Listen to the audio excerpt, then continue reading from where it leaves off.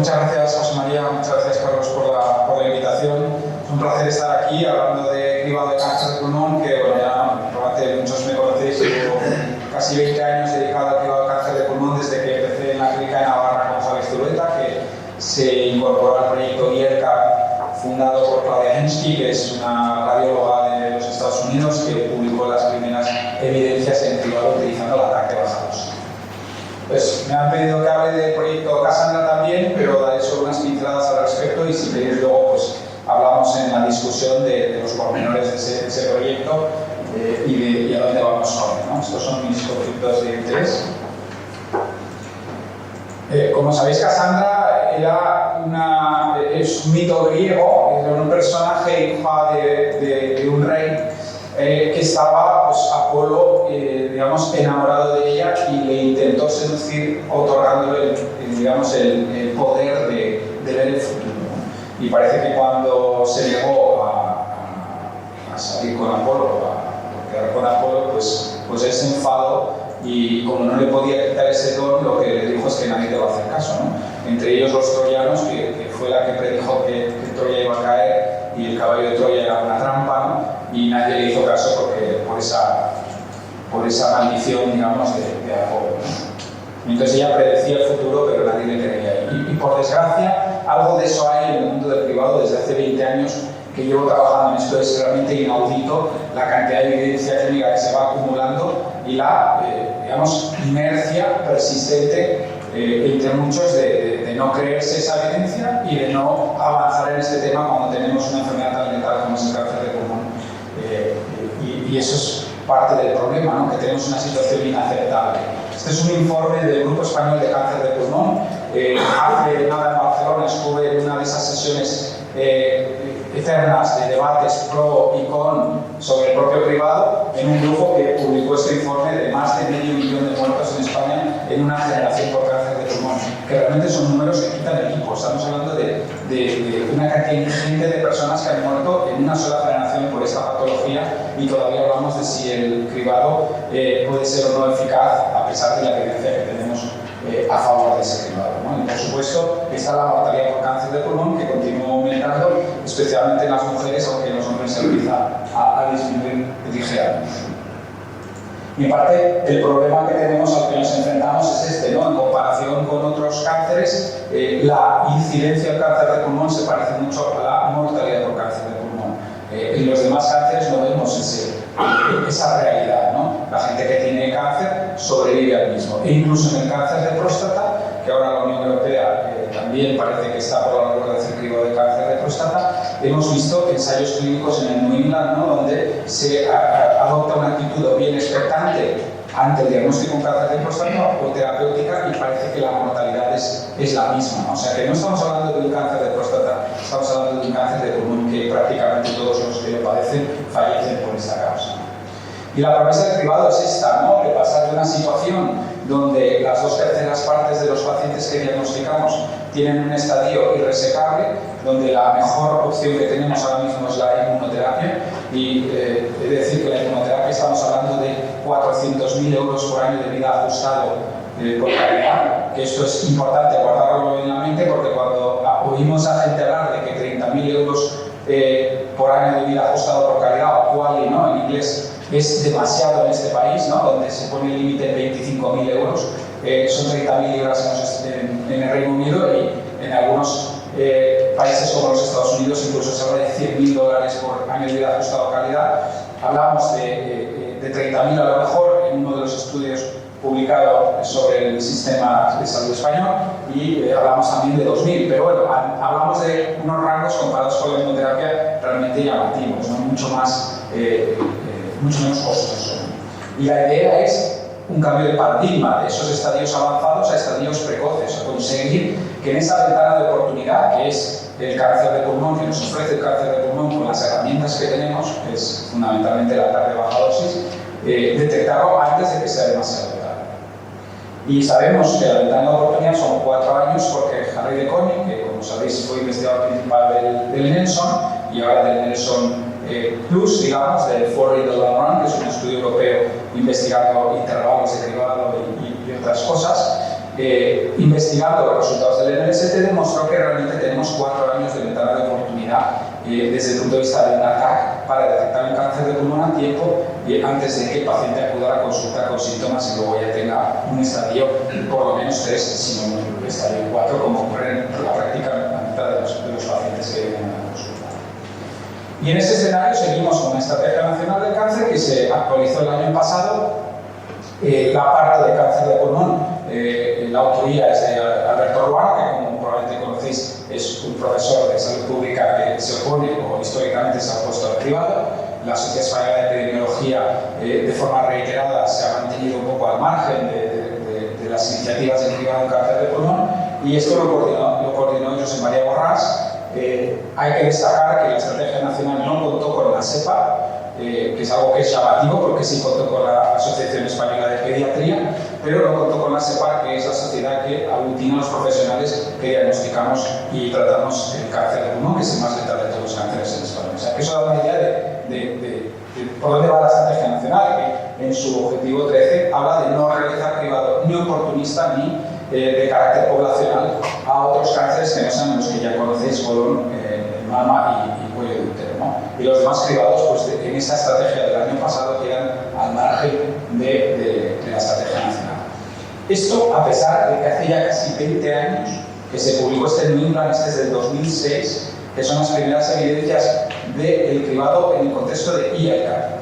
Cuando todavía Husky inició el proyecto New York ELCAP y lo publicó en el Lancet en 1999, ya demostró que los pacientes de 60 años, eran unos 1000 pacientes neoyorquinos con 60 años y que serían sometidos a cribado en ese contexto, tenían cánceres de estadios iniciales, ¿no?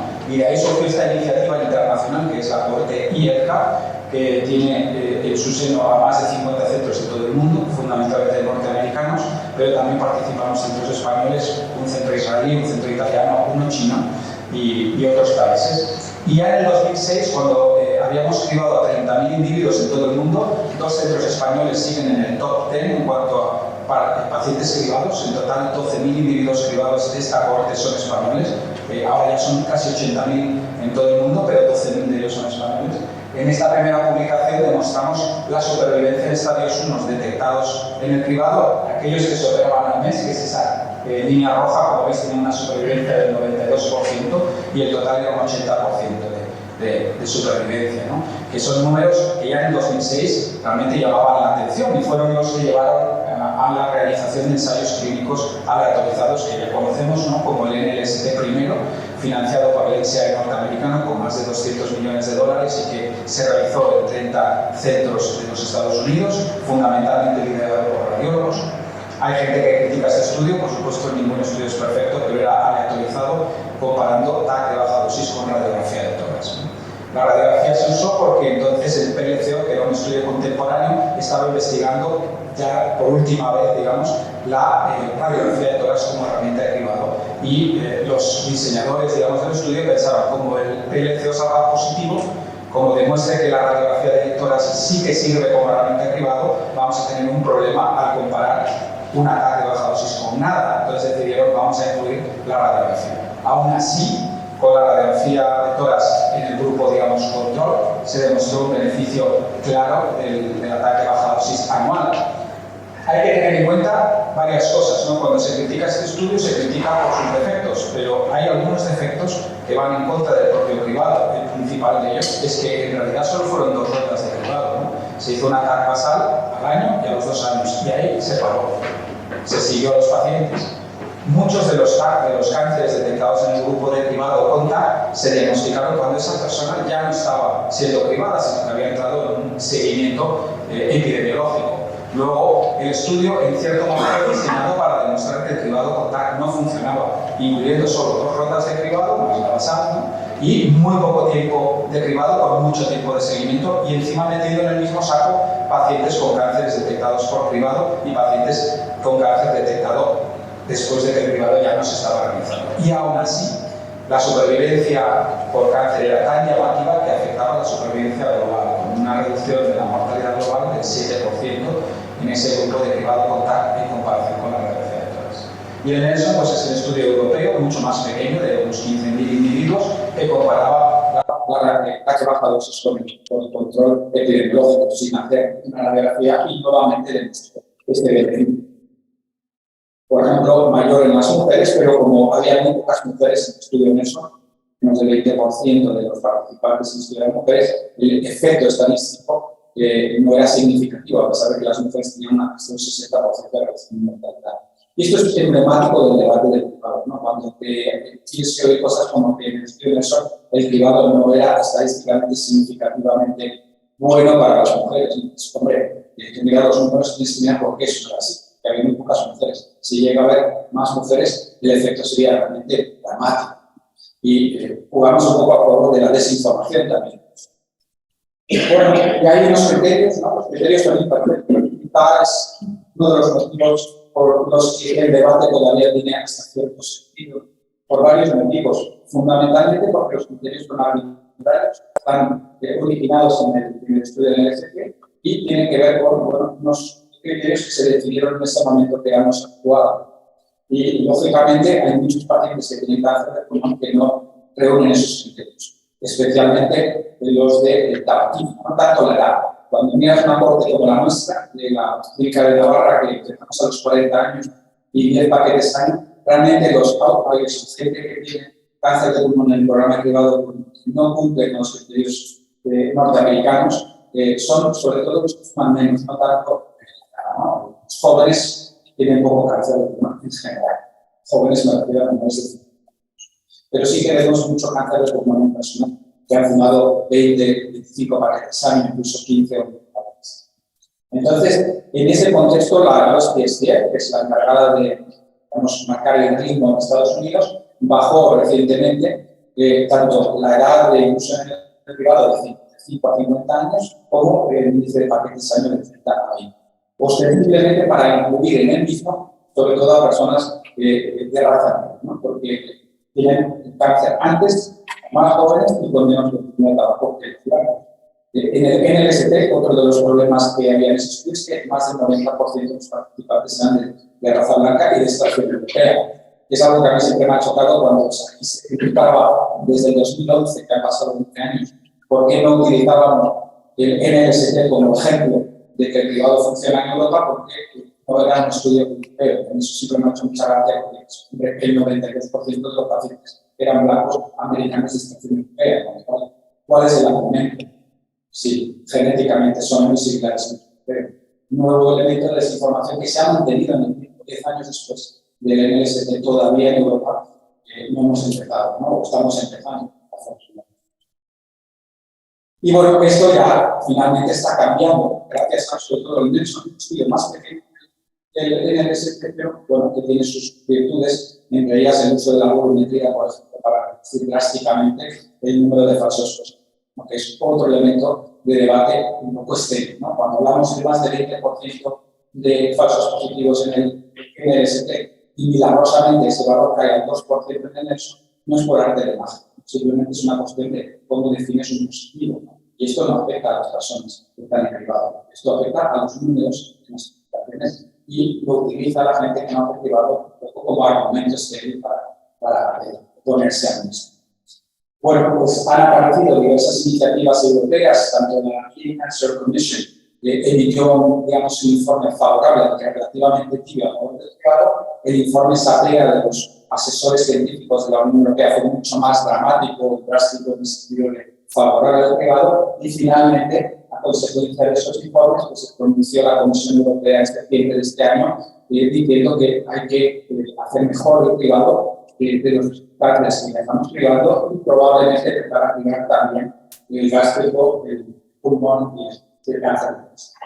Y esto pues, ha creado muchísimo revuelo, a pesar de que es una recomendación bastante tibia, habla de implantación escalonada, habla de recomendaciones no vinculantes, que es el documento, pero bueno, aún así ha creado mucho revuelo entre los que se oponen a. Esta es una publicación del Carlos III, que se realizó con motivo de un máster, que demuestra que el privado, en el contexto del Sistema Nacional de Salud Español, es probablemente extremadamente coste-beneficioso. Se puede criticar, se puede debatir en modelos. Yo he ido hasta el propio Harry de Cónico, que me lo ha dicho a la cara, decir, bueno, estos números son demasiado buenos para ser verdad. Y yo le tuve que decir qué parte estás ahí, porque claro, vosotros habéis hecho lo mismo, pero los holandeses en mi contexto no. Pues bueno, esto no lo he hecho yo, lo han hecho más investigadores de Carlos III, utilizando el Nelson Institute y con nuestro sistema nacional de salud. Hablamos de un coste por abajo de apenas 2.300 euros. Es dramático. Esto no es una casualidad. Necesitamos privar a 800 mujeres para detectar un cáncer. Necesitamos privar conservatoriamente a 300 individuos para detectar un cáncer de pulmón. En el programa, si quieres afinar, en el programa de la Fundación Jiménez Díaz, que empezamos ya hace 2 años, tenemos una prevalencia de 4,5% de cáncer. ¿Por qué?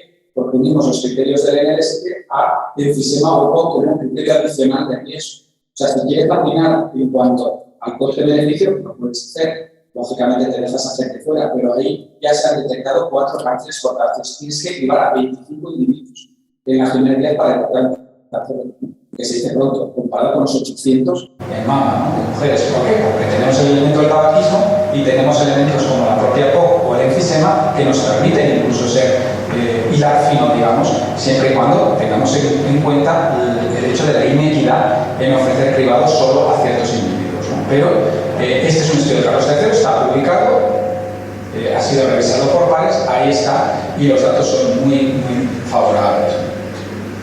Hablaba antes de este elemento, ¿no? ¿Con qué lo podemos comparar? Comparémoslo con la inmunoterapia que tenemos que dar a los estadios avanzados, ¿no? Hablamos de un coste, en cuanto al estudio de Carlos III, 100 veces superior por QALY, por año de vida ajustado a calidad, y en cuanto a otro estudio español publicado, unas 10 veces superior.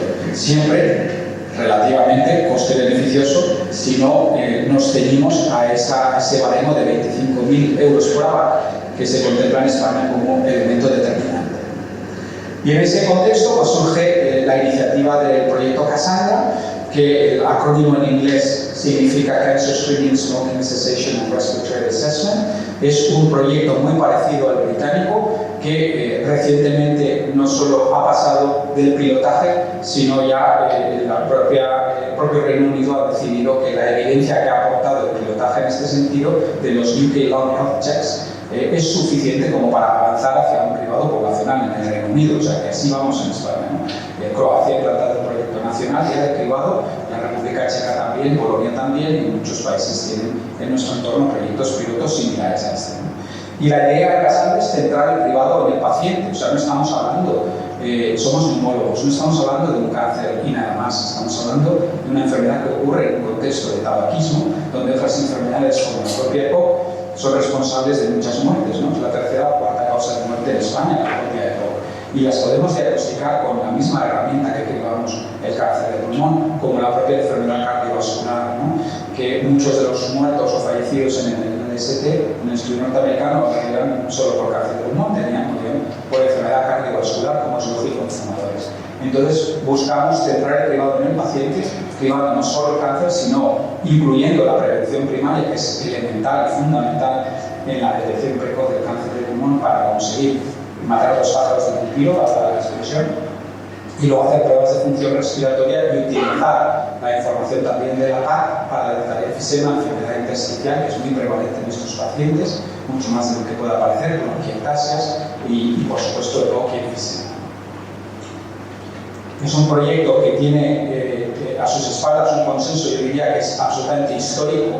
La alternativa hace 2 años, cuando se intentó llegar a ese consenso, pues no aglutinaba a la atención primaria, que es un elemento diferenciador y fundamental en el actual proyecto, y tampoco tenía algunas de las sociedades científicas a bordo que estaban en Cassandra. Todas ellas han unido fuerzas para impulsar este proyecto y eso es fundamental, incluido primaria. En nuestras conversaciones con las 3 sociedades de primaria, una de las cosas que nos decían es que ningún otro privado se ha contado con ellos. Es realmente sorprendente, pero es así, ¿no? Que parte de las sociedades científicas especializadas en la propia atención primaria, con lo que significa despegarse un tiro en pie, ¿no? Cuando intentas hacer un cribado y no cuentas con la gente que te va a buscar esos pacientes. Las iniciativas en cribado en España, la evidencia existe desde hace tiempo, ya lo he comentado, algunos de los centros que tienen proyectos ya en marcha desde hace 20 años, como es el nuestro, o casi 10 años como es el IVO, o otros centros como La Paz, que han empezado recientemente, o Maestrías en New York está también incorporado al IMST, que es el estudio, digamos, internacional del MST, ¿no? Pero la idea en España con Cassandra es que participe en centros de alta complejidad, porque así lo recomienda la ERS y la ESR, y creo que tienen razón. El cribado de cáncer de pulmón es complejo, cuando detectas una nube hay que saber cómo manejarlo y necesitas a ese grupo multidisciplinar a tu lado, ¿no? Y esos centros hospitalarios van a contar con centros de atención primaria vinculados a los mismos para proporcionar pacientes, ¿no? Que también se seleccionarán desde las consultas de desactivación terapéutica, por ejemplo, ¿no? Contamos ya con 25 centros de toda España, de 14 de las 17 autonomías que han comprometido su trabajo, que han firmado las carencias de los hospitales primaria y las jefaturas de servicio de neumología, cirugía torácica y radiología y oncología. O sea, estamos por el buen camino. Contamos con financiación de la SEPA y de momento de la Asociación Española contra el Cáncer para empezar la andadura. Es un proyecto que va a durar unos 5 años en principio, aunque probablemente lo prolonguemos en cuanto al seguimiento, y que utiliza unos criterios de inclusión concretos, unos criterios de exclusión concretos, todos consensuados, con un documento y un convenio marco que ya están elaborados y consensuados. Y bueno, esperamos empezar la andadura en primavera de 2023. Y en el futuro, bueno, pues podrá llegar el biomarcador, ¿no? Es algo que Alberto Ruano comenta mucho, insiste mucho en ello. Por desgracia, de momento esto no es posible, pero esperemos llegar a tener biomarcadores que nos permitan hacer muchas cosas, ¿no? Entre otras, caracterizar los nódulos pulmonares que detectemos por el cribado, optimizar la inclusión de individuos en el cribado, tal vez incluso buscar a esas personas que no fuman, que son 2.000 o casi 3.000 al año en España, pero que tienen cáncer de pulmón, y cribar a esas personas si podemos identificarlas, ¿no? Pero de momento, pues esto, por lo menos en Cassandra, no es una realidad, no vamos a buscar un biomarcador concreto. Sí es verdad que incluimos en el proyecto una seroteca donde intentamos conseguir muestras de 5.000 individuos para investigar en este sentido de cara al futuro.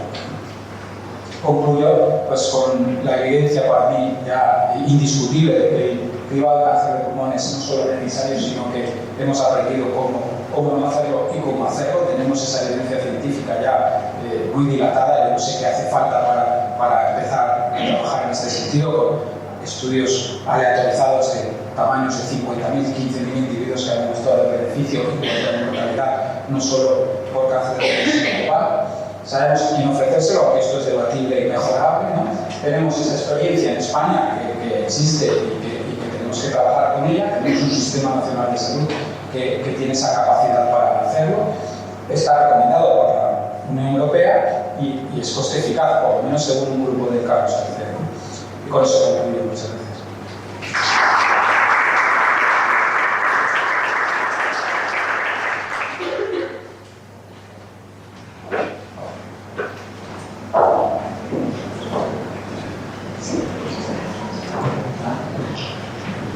Bueno, agradecemos a Luis su increíble presentación y continuando con la interpretación radiológica del nódulo pulmonar incidental y en el cribado de cáncer del pulmón, la doctora María Rosa López Pedreira, que es adjunta de la Unidad de Radiología Torácica del Hospital Clínico Universitario de Valladolid.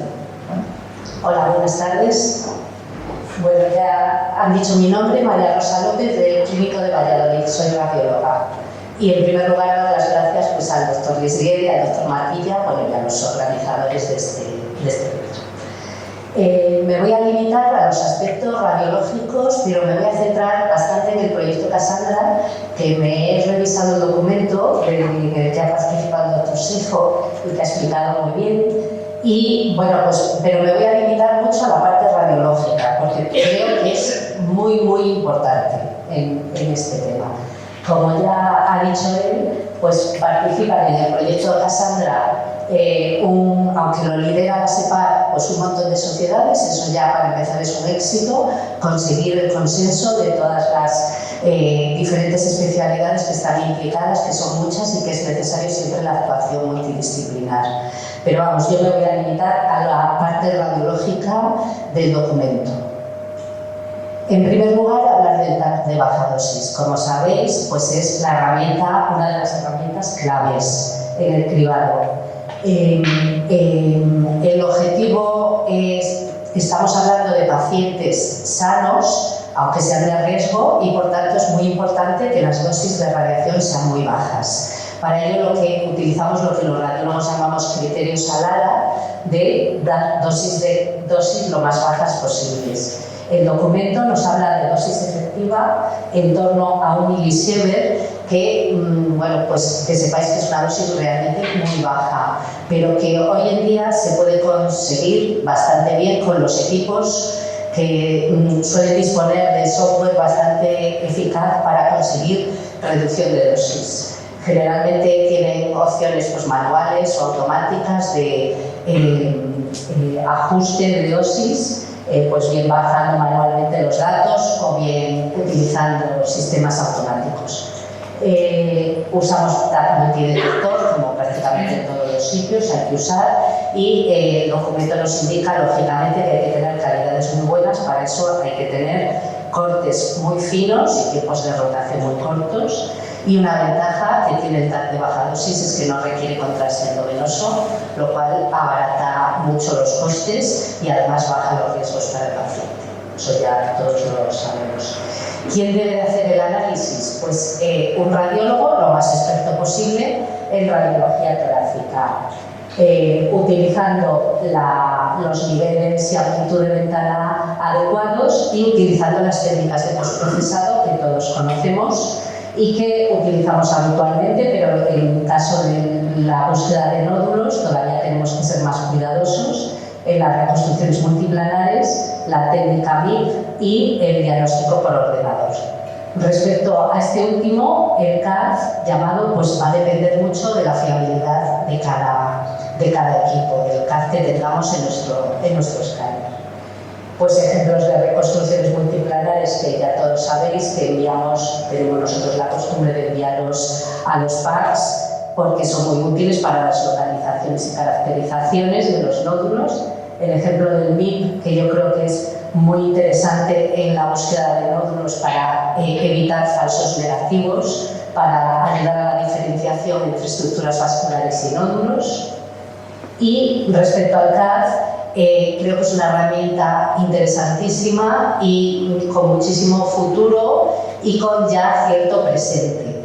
Digo más futuro que presente porque nosotros los CAD que disponemos en nuestro equipo todavía tienen algunas limitaciones y digamos que todavía somos bastante superiores el ojo humano al ojo del CAD, pero yo confío que brevemente nos supere los CADs y nos ayude muchísimo a la búsqueda. Este es un ejemplo que os traigo de nuestro equipo que tenemos en el clínico, el que tiene nuestro servidor, en el cual pues, nos marca en punto rojo los nódulos y vamos comprobando y confirmando los puntos que nos seleccionan, ¿no? Nos puede hacer reconstrucciones volumétricas del nódulo, nos hace incluso la radiografía simple virtual con una pequeña marquita donde está localizado el nódulo de cara a posibles intervenciones diagnósticas, pero muchas veces la realidad de nuestro CAD es esta, que nos da demasiados falsos positivos. Entonces, bueno, pues tenemos que ir seleccionando y viendo cada puntito rojo que marca, confirmando pues, si corresponde realmente a un nódulo o corresponde pues, a una estructura vascular, que muchas veces ocurre que en caso de duda la máquina nos marca un poquito por encima. Escasas veces, pero también ocurre que tenga falsos negativos, es decir, que este sería, por ejemplo, un ejemplo del otro día, tenía dos nódulos, uno aquí un perifisural, un granuloma, los marcó bien y luego dejó este otro, que posiblemente era otro perifisural sin marcar. En fin, yo creo que el CAD va a ser una herramienta buenísima si se implementa en privado, que confiamos en ello, y va a ser una herramienta muy útil, pero posiblemente versiones mejoradas que tenemos hoy en día. Y pasamos ya a qué hacemos cuando detectamos un nódulo en el escáner.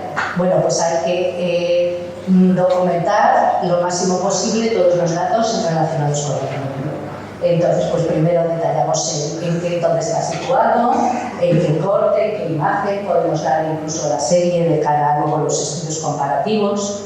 Detallar el tamaño. El tamaño es lo más importante porque en base al tamaño es cómo se van a tomar luego las decisiones de la actitud de manejo. Es muy importante tanto el diámetro como el volumen. Ahora vamos a ver un poco más. Hay que detallar la atenuación, si está o no calificado, si tiene grasa, si es sólido, subsólido, el vidrio deslumbrado, los márgenes. Y, lógicamente, esto lo tendremos que hacer en todos los nódulos que encontremos, pero luego las decisiones las vamos a tomar en base al nódulo de mayor tamaño. Pues un ejemplo aquí de las tres densidades clásicas, sólido, subsólido, vidrio deslumbrado. Son ejemplos nuestros del clínico, casos de, por ejemplo, estos dos son diagnósticos incidentales de adenocarcinomas, los dos se confirmaron. Este no, este está en seguimiento, el vidrio deslumbrado. Medición de tamaño, entonces hay que medir diámetro y, a ser posible, volumen también. El diámetro es muy importante, ya he dicho que en base al diámetro se decide mucho. ¿Cómo se hace la medida? Pues hay que hacerla lo más cuidadosamente posible, utilizando la ventana de pulmón y eligiendo el plano del espacio que muestre su eje máximo. Casi siempre, si el nódulo es redondo, pues suele ser el plano axial, pero si no, pues vamos a utilizar en las reconstrucciones el plano donde se dimensiona de mayor tamaño. Las dimensiones se manejan en milímetros porque es más fácil decidir, no con demasiados decimales, y el diámetro se va a dar en base al promedio entre el eje más largo y un eje perpendicular en la misma imagen. Esto todas son las recomendaciones que hace el documento. ¿Qué ocurre cuando el nódulo es subsólido? Pues vamos a dar esos dos diámetros, o sea, el promedio del diámetro, pero además vamos a añadir una tercera medida que va a ser la del componente sólido, porque ese es el que nos va a decidir la actitud de manejo. Respecto al volumen, siempre se debe de hacer, pero cuidado con que sea técnicamente fiable la volumetría del software de nuestro equipo. En los nódulos sólidos casi siempre se va a poder hacer bien y fiable, correcta, y va a ser muy importante para luego los comparativos. Sin embargo, cuidado con los nódulos subsólidos o vidrios de sustrados porque los volúmenes nos van a fallar. Nuestra experiencia es esa, que hay que ser muy cuidadosos con los volúmenes. Pues este es un ejemplo de cómo hace la volumetría nuestro equipo. Pues hay que tener cuidado, por ejemplo, pues aquí a lo mejor está un poquito y desasta. De cara a los comparativos hay que ser muy meticuloso. Lo que he dicho, el volumen es muy útil para los estudios comparativos porque se va a utilizar, una de las unidades que se usa siempre es el cálculo del tiempo de duplicación en volumen, más que en diámetro, que luego tiene sus equivalentes, pero se va a utilizar mucho el volumen y se considera que por encima del 25% como un nódulo que crece. Recordar hacerlo con cuidado. Y ahora quería hacer un cambio de tercio y hacer una pequeña mención sobre los nódulos perifisurales. Los nódulos perifisurales, como la mayoría sabéis, son ganglios o restos de tejido linfoide intrapulmonares. Se localizan subpleurales o bien en los septos interloculiares. Y se definen los nódulos típicos como nódulos sólidos, siempre por debajo de 10 milímetros, muy característico su forma triangular o ovalada y suelen tener un pequeño tracto lineal cuando no están pegados a la pleura o a la fisura, suelen tener un tracto lineal hacia la superficie pleural.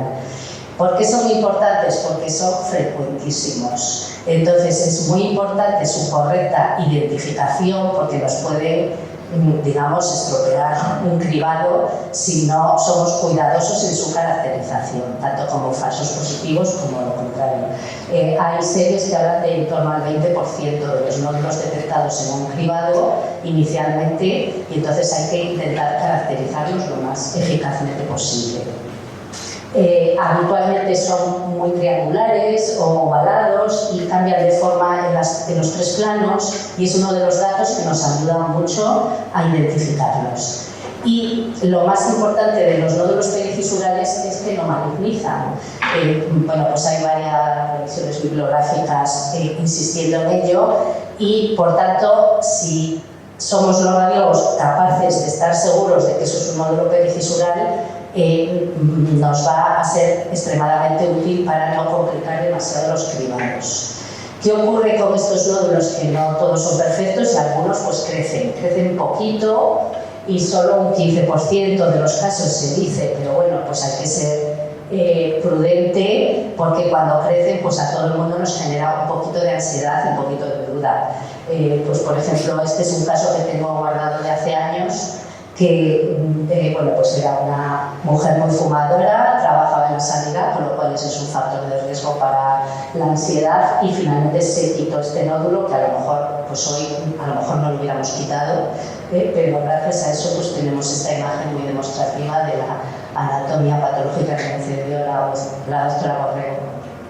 Y otra cosa, que no todo es tan fácil en la vida y los nódulos perifisurales no siempre son perfectos y cuidado con los atípicos y por supuesto cuidado con los que simulan un nódulo perifisural y no lo son.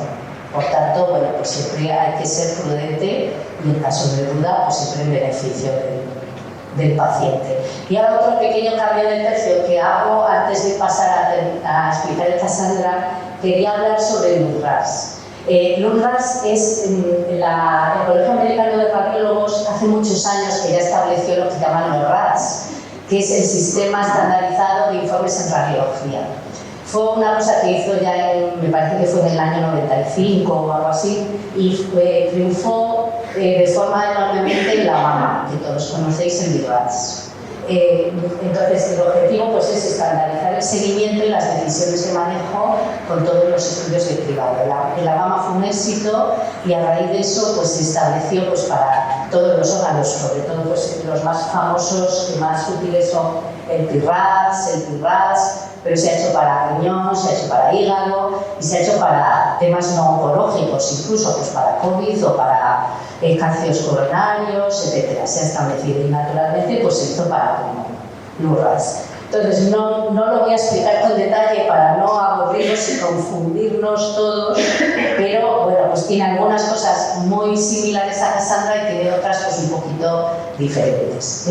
Pero bueno, en líneas generales quería transmitir que 1, 2 y 3 son nódulos negativos, es decir, que no hay o que son benignos o probablemente benignos con muy bajas probabilidades de riesgo de malignidad, y el 4 son los nódulos sospechosos, que son los que tienen probabilidades de malignidad y pasarían a estudios dirigidos y individualizados.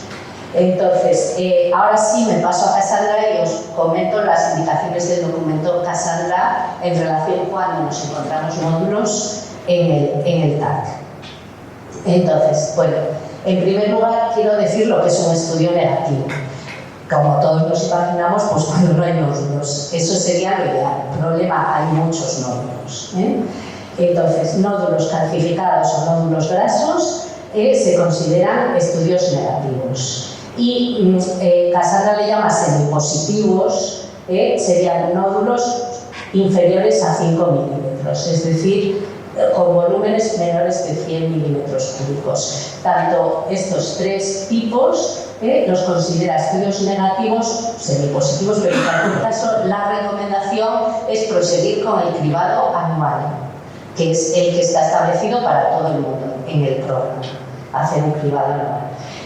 Quizá aquí simplemente decir que no hace una especificación detallada sobre los nódulos perifisurales, que el URRAS, por ejemplo, sí que los incluye en que si está seguro el radiólogo que son nódulos típicos perifisurales, pasaría al cribado anual también, y Cassandra quizá lo deja un poquito en el aire, podemos luego hablarlo.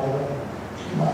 Luego pasaríamos a cuando sí que tenemos un estudio positivo, aparece un nódulo y entonces hay varias situaciones. Una de ellas, bastante común, según tengo entendido, es la aparición de un nódulo entre 5 y 10 milímetros, que suelen ser en volumetrías en torno a 100-300 milímetros cúbicos. Entonces, lo que recomienda Cassandra, de la recomendación, digamos, preferente que hace es realizar un control a los 3 meses. Y a los 3 meses, en función, bueno, hace un pequeño matiz sobre que opcionalmente se puede considerar la opción de poner un tratamiento antibiótico para el control de los 3 meses. Y después, si crece considera que ya pasa a ser un nódulo de riesgo y por tanto pasaría a estudio individualizado dirigido, y si está estable o desaparece le volvemos a pasar al grupo de cribado. Esto sería entre los nódulos entre 5 y 10 milímetros. ¿Qué pasa cuando ya luego nos encontramos un nódulo mayor de 10 milímetros? Es un estudio ya claramente positivo. Entonces, aquí ya tenemos, digamos, que plantearnos, desde luego el PET, que ya sabéis que por encima de 8, 9, 10 milímetros, pues lógicamente va a tener un papel clave en el cribado y, naturalmente, si positivo, pues ya nos va a obligar a hacer una biopsia. Respecto a los nódulos subsólidos, hay que valorar el componente sólido. Entonces, si el componente sólido es mayor de 10 milímetros, vamos a tomar la decisión, igual que si fuera un nódulo sólido, pasando ya a estudio dirigido, planteando PET y, si positivo, biopsia. Más o menos, esta es un poco la idea. Hay otro ítem de nódulo positivo en Cassandra, que quizá otros programas no lo hacen tanta mención, pero que creo que es muy interesante, que es la presencia de lesiones endobronquiales. Por encima de 6 milímetros lo consideraría positivo. Y la recomendación sería repetir al mes, porque como sabéis hay muchísima incidencia de falsas lesiones por secreciones endobronquiales. En los escáneres continuamente encontramos eso. Si estuviéramos en tiempo real, pues a veces haces toser al paciente, repetir, pero bueno, en un cribado pues sería un control al mes. Si persiste, habría que hacer una broncooscopia, y si desaparece, pues ya se consideraría el estudio negativo. Bueno, este es el árbol de decisiones que adjunta el documento, que he intentado ser lo más fidedigna posible a él, con un poco el resumen de lo que hemos dicho: inferiores a 5 milímetros cribado anual, superiores a 1 centímetro pasaríamos a los estudios complementarios, y en los nódulos intermedios pasaríamos al seguimiento en 3 meses, tomando las decisiones en función de si crece o no crece. El árbol de decisiones plantea aquí una segunda pausa de otros 3 meses en los crecimientos dudosos o intermedios. Bueno, pues pasamos ahora al seguimiento. Entonces, ¿cuál es el objetivo? Bueno, pues varios puntos. Uno, identificar nódulos de nueva aparición, o controlar un nódulo que ya hemos visto en el estudio anterior, y controlar el tamaño o controlar si aparece componente sólido o aumenta en los nódulos subsólidos. Aquí el proyecto es más cuidadoso porque un nódulo de nueva aparición que no estaba, revisando cuidadosamente el previo, no estaba, pues es un poquito más sospechoso. Por tanto, el corte se hace ya en 4 milímetros. Nódulo de 4 milímetros nuevo, ya digamos que tiene que generar un poquito de control. Entre 4 y 8 milímetros, con estos volúmenes, sería un control en 3 meses, y en función del tiempo de duplicación decidir si pasa el seguimiento anual o se acaba el estudio. Y por encima de 8 milímetros, cuando son nuevos, es más estricto que con el plan basal, y pasaría a estudio dirigido. En general ya he dicho que estamos hablando de crecimientos de volumen en torno al 25%. Cuando no podamos hacer volumetría, lo vamos a hacer en torno al diámetro. Entonces aquí, bueno, pues dependiendo del tamaño de los nódulos, se han establecido unos porcentajes un poquito diferentes, fundamentalmente para que los nódulos pequeños no tengamos complicaciones con las medidas por problemas de visualización o de ajuste de mediciones. Para ser un poquito más exacto, no hay que ser tan pluscuamperfecto, porque no se puede haber equivocado 1 milímetro arriba en la medida. Bueno, pues un ejemplo que teníamos ahí recogido de un micronódulo que nadie vimos. Cuando hicimos este TAC, pues fuimos atrás, pues sí, mira, parece que crece. Bueno, pues 6 meses después pues ha crecido mucho, y naturalmente que era un nódulo maligno. Y nódulos de nueva aparición, el resumen de lo que acabo de comentaros, con el árbol de decisiones que nos indica el documento Cassandra basado en lo que es. Y ya, pues faltaría el tema de los subsólidos, que ya más o menos lo he nombrado. Recordar utilizar diámetros en vez de volumen por las dificultades de ser exactos, valorar siempre el componente sólido y tener en la mente que hay que priorizar los seguimientos versus biopsia con los vidrios deslustrados y los nódulos subsólidos que nos dan más margen de crecimientos más lentos en líneas generales. Lo que dice Cassandra es un sólido mayor un componente sólido mayor de 5 controlar en 3 meses y si estable pasar ya a los segmentos retinarios, y en los vidrios deslustrados habla de 8 milímetros, vidrio deslustrado puro. Esto es lo que dice el documento. Bueno, por ejemplo, aquí de un subsólido, con sus mediciones, pues como veis tiene cierta dificultad, pues ser cuidadoso y hacerlo lo más exacto posible para los comparativos, no cometer demasiados errores. El árbol de decisiones de los subsólidos y poco más, algún comentario más respecto a al PEPTAC, que se considera positivo un PEPTAC por su máximo de 2,5 y en este caso la biopsia, pero los casos operativos se consiguen con los controles. Y bueno, un poquito sobre los falsos negativos, cuando aparece el auténtico sería que aparece un tumor de intervalo comprobando que no existía en el previo, pues, y aparece después. Otras veces son los falsos negativos que menos nos gustan a los radiólogos, que es que estaba y no lo hemos identificado y luego pues nos encontramos que sí que ha crecido, ¿no? Entonces hay que, para los estudios estadísticos, pues es importante que registremos todo y que se anote pues, que si es un error, si no se ha detectado porque se ha confundido con un vaso o porque ha pasado eso.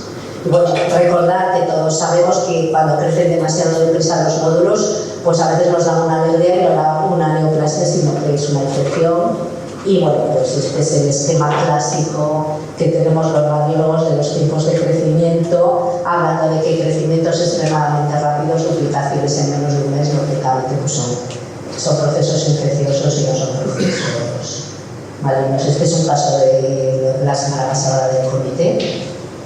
Micronódulo, micronódulo 5 milímetros, me parece que esto era 9, duplicación, positivo y está pendiente ya de que actuéis vosotros. Y por último, como ha dicho el doctor Seijo, es muy importante, el TAC da muchos datos, no solo habla de nódulos, el TAC es extremadamente útil y nos va a dar información de muchísimas cosas. Entonces, fijarse en scores coronarios muy altos, fijarse en enfisemas severos, enfermedades intersticiales, que vamos a detectar muchas veces patrones NIU, son pacientes muy fumadores, con riesgo de hacer fibrosis pulmonar, y todo lo que sea beneficioso para el paciente naturalmente tiene que constar en el informe radiológico, y fijarse pues es que el escáner pues, nos da información del hueso, de la pleura, si hay adenopatías, incluso pues a veces se detecta una lesión hepática, etcétera, etcétera. O sea que recordar la utilidad del escáner. Y esto es una imagen del informe estructurado que viene a intentar que seamos lo más claros y precisos posibles a la hora de hacer el informe y sobre todo a la hora de hacer los seguimientos. Y nada más. Así que...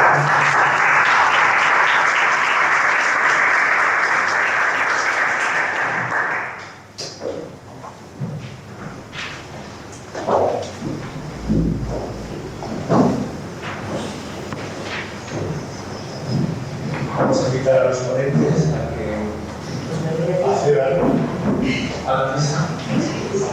Hay que superar el y en lo que se preparan las preguntas del público, lo único vamos a disculpar a la doctora Elena Bollo, que nos ha dicho que ha surgido una reunión de directores y entonces no ha podido venir, pues no será presidenta de SOCAPA.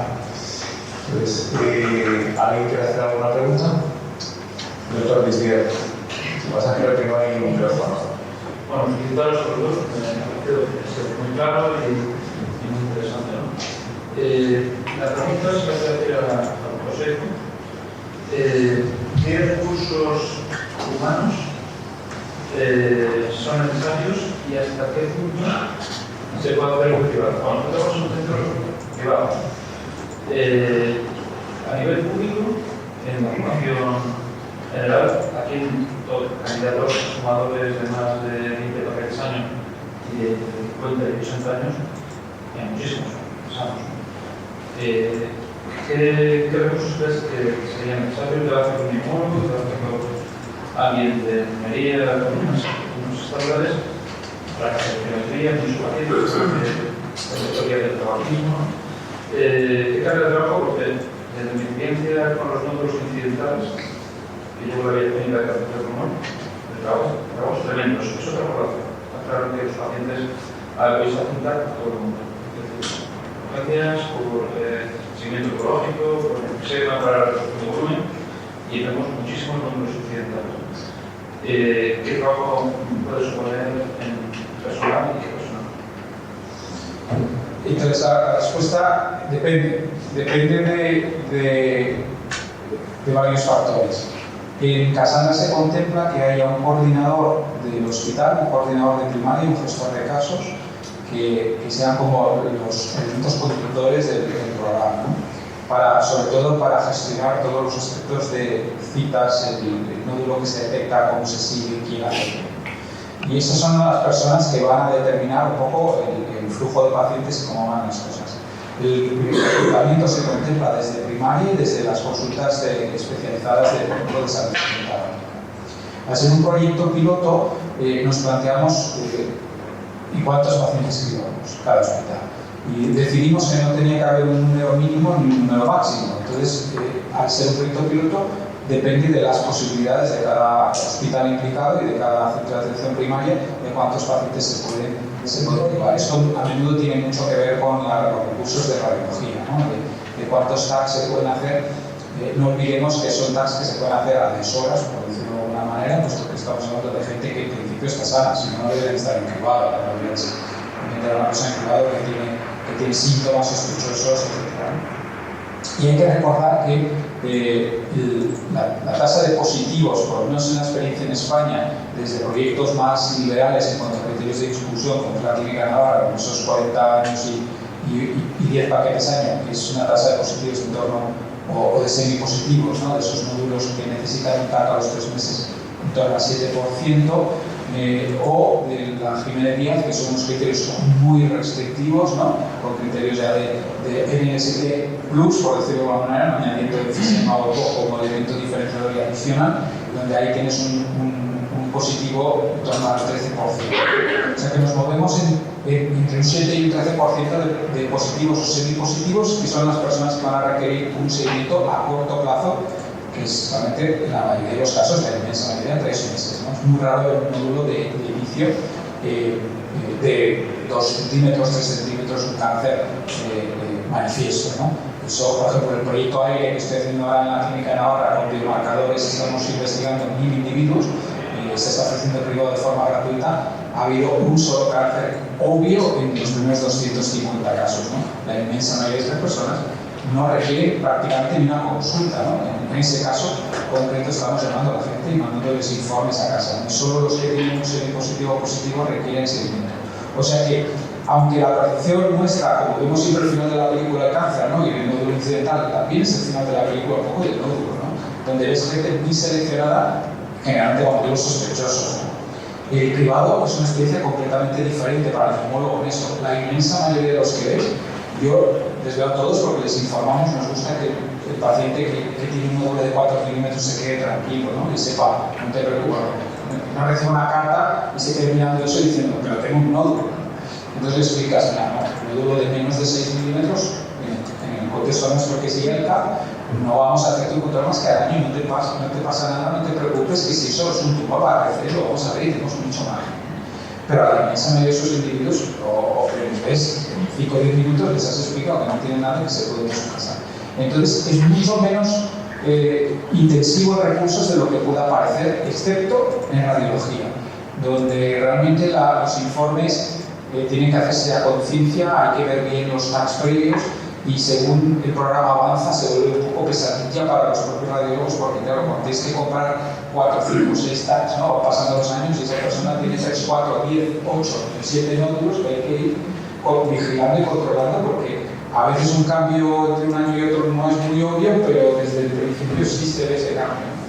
Y por ejemplo, Pepe Cervera, que trabaja en el IVO, pues es radiólogo y lleva muchísimos años en esto, pues te cuenta esas experiencias, ¿no? De decir, bueno, tienes que comprarlos todos y se hace intensivo en cuanto a recursos radiólogos, ¿no? Pero no tanto, desde luego en neumología es incluso agradable, porque en esa mayoría de veces das buenas noticias y te veo el año que viene con un TAC de baja dosis, un poco más, ¿no? Pero en principio los usos contemplados son eso, humanos sobre todo. Yo quería dar una pregunta para el doctor Seijo. ¿Hay una edad límite que se ha propuesto para el screening? Sí, se habla de en torno a los 75-80 años, ¿no? Y ahí hay, claro, pues es como todo. Esas personas de 81 años que vamos, que podrían estar en cribado de sobre todo un cáncer de pulmón que les va a matar, no es un cáncer de próstata que llega a una edad que dices, bueno, ¿qué sentido tiene operar un cáncer de próstata si esta persona se puede morir dentro de 2, 3, 4 años de un infarto, ¿no? Pero el cáncer de pulmón, como la letalidad es tan alta, realmente te lo planteas, pero bueno, hay que llegar a un acuerdo y generalmente ponemos el límite de 75 para iniciar en el privado. Y probablemente a partir de los 80, si ya estabas en privado, no tenga mucho sentido continuar, ¿no? Sí, yo quería preguntar, imagino que el programa Cassandra asociará un programa de abandono de trabajo a la vez, pero lo que estamos viendo es que hay poca eficacia, no sé, la gente que está en estos programas de cribado. Y saber, bueno, estos pacientes se criban, entiendo, durante 3 años. 5 años. 5 años. El paciente joven que entra con 50 años, que acaba con 55, que no logra una vida humana, que es recribado, esto se está hablando, se plantea seguir con tags anuales. Eso es. Entonces, no, o sea, el proyecto desde el punto de vista científico, digamos, y de factibilidad son 5 años. Que no quiere decir que nosotros digamos, bueno, a los 5 años dejas de ser cribado, ¿no? En realidad consideramos que debe ser anual, probablemente hasta que pasen al menos 15 años desde que la persona ha dejado de fumar, en cuyo caso ya deja de tener esos criterios, ¿no?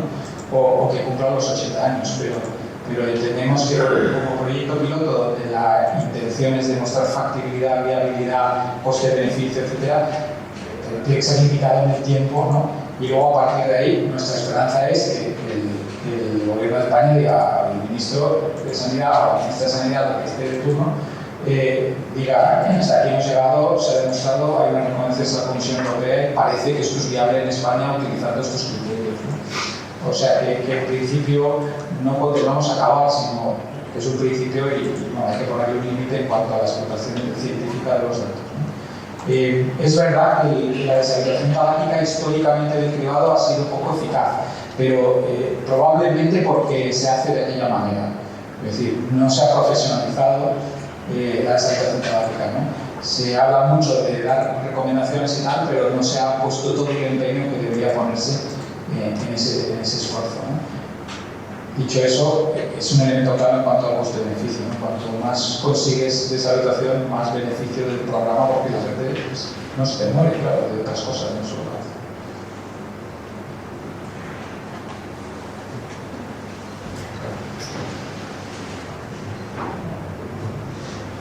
Bueno, yo quería hacer una pregunta a los dos ponentes, porque tiene que ver un poco de forma divergente, ¿no? Porque uno está pendiente de ser aprobado por la Comisión Nacional de Evaluación de la Tecnología o así, algo parecido, no sé exactamente el organismo, que eso yo creo que nos puedes decir tú, Luis, en qué sentido está avanzado, porque si ese organismo lo aprueba, el privado se podría imponer en toda España, no solo como un proyecto piloto, sino como un avance más, que sea algo que el sistema sanitario puede ofrecer a toda la población, ¿no?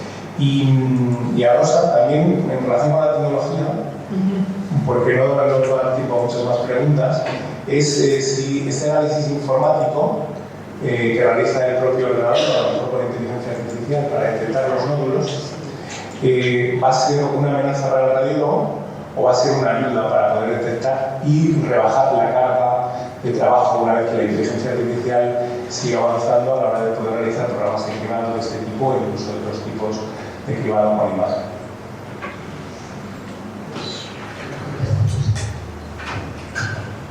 Sí, entonces estás hablando del informe REDES 2022, ¿no? Hay uno previo de 2016 que fue contrario al cribado, ¿no? Hablaba de falsos positivos sobre diagnóstico y coste-beneficio como elementos, digamos, disuasorios. La propia Estrategia Nacional de Cáncer del año pasado ya decía que los falsos positivos parecía que son menos, ¿verdad? Y los sobre diagnóstico también, ¿no? O sea, la misma estrategia reflexionaba sobre eso.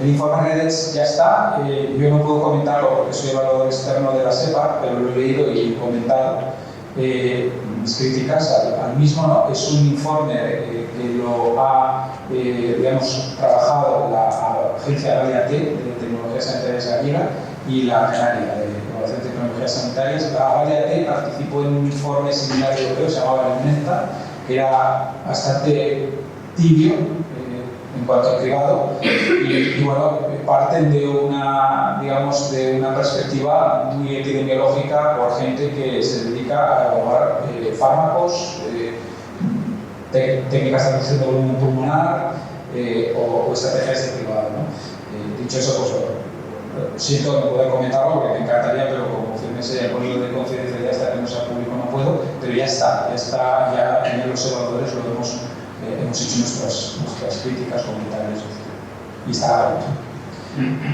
No es vinculante en el sentido de Cassandra, por ejemplo, su proyecto piloto. Sí sería vinculante para el Ministerio probablemente de cara a plantearse la implantación a escala nacional de un privado ya poblacional o regional. Bueno, pues respecto al TAF, que es el diagnóstico asistido por ordenador, yo creo que es el futuro clarísimamente. Yo como radiólogo no me siento amenazada para nada y al revés creo que es una ayuda indudable y que ya hoy en día para nosotros muchas veces lo utilizamos como doble lectura. Como sistema de doble lectura es buenísimo porque te obliga a no despistarte y a vigilar todas las marcas que nos hace la máquina, aunque a veces en este momento ya he dicho que tenemos un exceso de falsos positivos con el equipo nuestro. Pero ya hemos hablado con los técnicos del software del servidor para ver si se puede mejorar eso. Nos hablan de una nueva versión. Yo creo que esto en todos los congresos de radiología, prácticamente la mitad del congreso se dedica a hablar de inteligencia artificial. Y los radiólogos yo creo que si no somos tontos nos tenemos que sumar al carro y yo creo que para nada nos quita trabajo, lo que pasa es que vamos a hacer un trabajo posiblemente un poquito diferente y a lo mejor pues supervisar a la máquina. En este momento yo le gano a la máquina, pero posiblemente la máquina me termine ganando a mí en pocos años. Yo espero que sea así.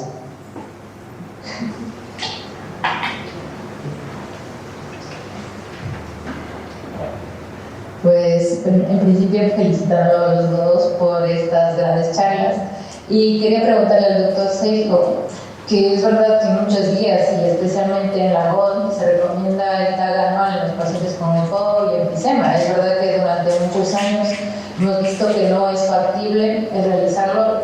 ¿Cuáles crees que han sido las principales causas, especialmente en nuestro sistema nacional, que no ha permitido el poder llevarlo a cabo?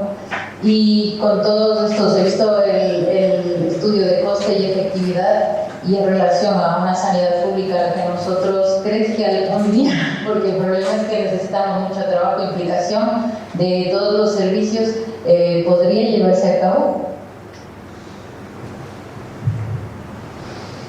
Bueno, de verdad que es impresionante cómo los números se van reproduciendo, ¿no? Por ejemplo, en el momento de empezar el proyecto de la PNI en Madrid, hablamos con la Consejería de Sanidad allí y bueno, la respuesta era un poco, si no haces mucho ruido, pues bueno, ¿no? O sea que claro, ¿cómo vas a decir que no a un proyecto que está avalado por evidencia científica y tal? Y cuando escogimos esos criterios de inclusión, no es casualidad que la EPOC suponga un aumento del riesgo de cáncer de pulmón de 2 a 4 veces y cuando ves el NST un 1% de prevalencia de cáncer de pulmón, cuando ves el estudio de la FMD o el proyecto de la FMD es un 4,5%, porque selecciona esa gente con muchísima EPOC. O sea, literalmente se reproducen esos números de que si tú escoges a pacientes con EPOC para activarlos, vas a tener un 4% de probabilidad de cáncer de pulmón en esa población y probablemente vas a salvar vidas de pacientes con EPOC, que algunos de ellos mueren por cáncer de pulmón. El tema de por qué no estamos trabajando en España en ese sentido, en mi opinión, es más una cuestión de inercias, de creencias establecidas y de no sé cómo decirte, porque ¿a qué dedicamos el dinero? Yo entiendo que es difícil, trabajo en un sistema privado. Cassandra solo va a ser centros públicos. Nosotros no vamos a participar porque se decidió en el seno de Cassandra de que para poder convencer a las administraciones tenían que ser centros públicos. Y si metías una mezcla, siempre iba a ser criticado, diciendo, no, es que claro, en privado se puede hacer, pero en público no. Entonces, nosotros nos abstuvimos, digamos, en el hospital de participar porque pidiendo por el bien común, ¿no? Decir, bueno, que no nos puedan criticar por eso, ¿no? Y la idea es demostrar que es factible en el seno de los hospitales públicos, donde nos estamos gastando muchísimo dinero en el tratamiento de cáncer avanzado, que se podría beneficiar de un tratamiento mucho más precoz. Y yo creo que sí que es factible y viable, ¿no? Y estamos por demostrarlo con este proyecto.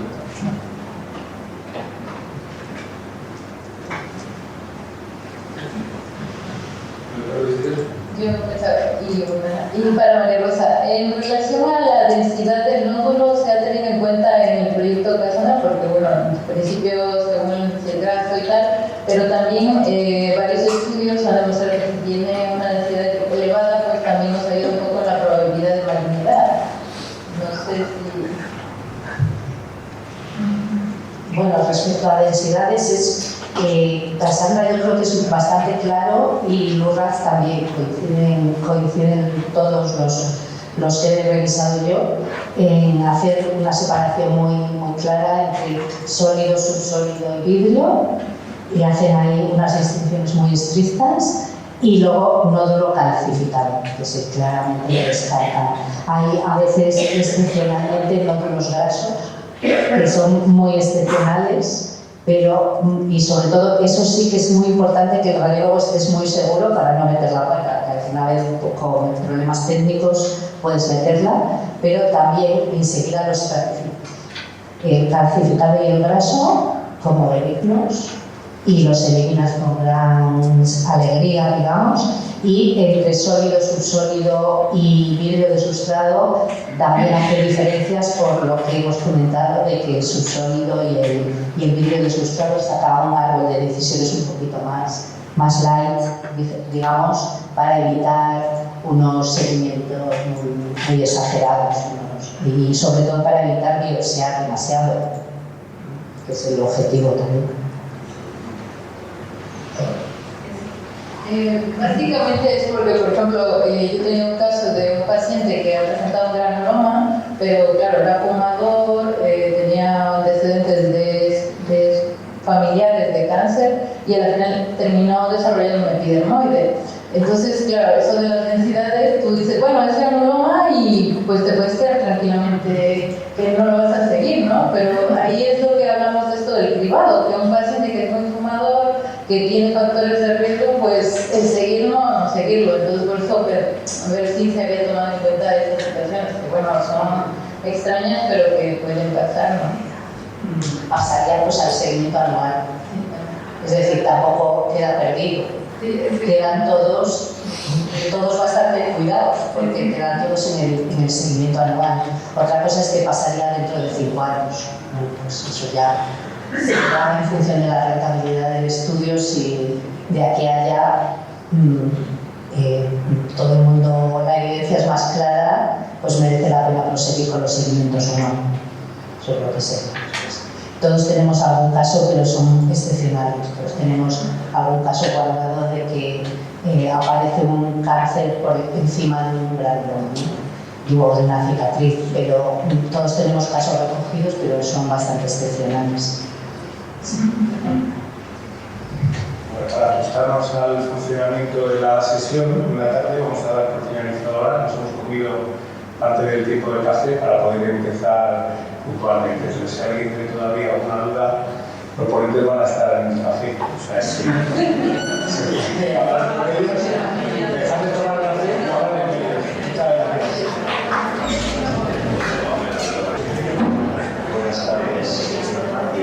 después de esta magnífica mesa que ha dejado el Niñato, vamos a intentar mantener ese nivel en esta segunda mesa, para lo cual tenemos también dos ponencias, que si os parece hacemos, si a la primera hablar de ellos, y la discusión la hacemos luego en conjunto.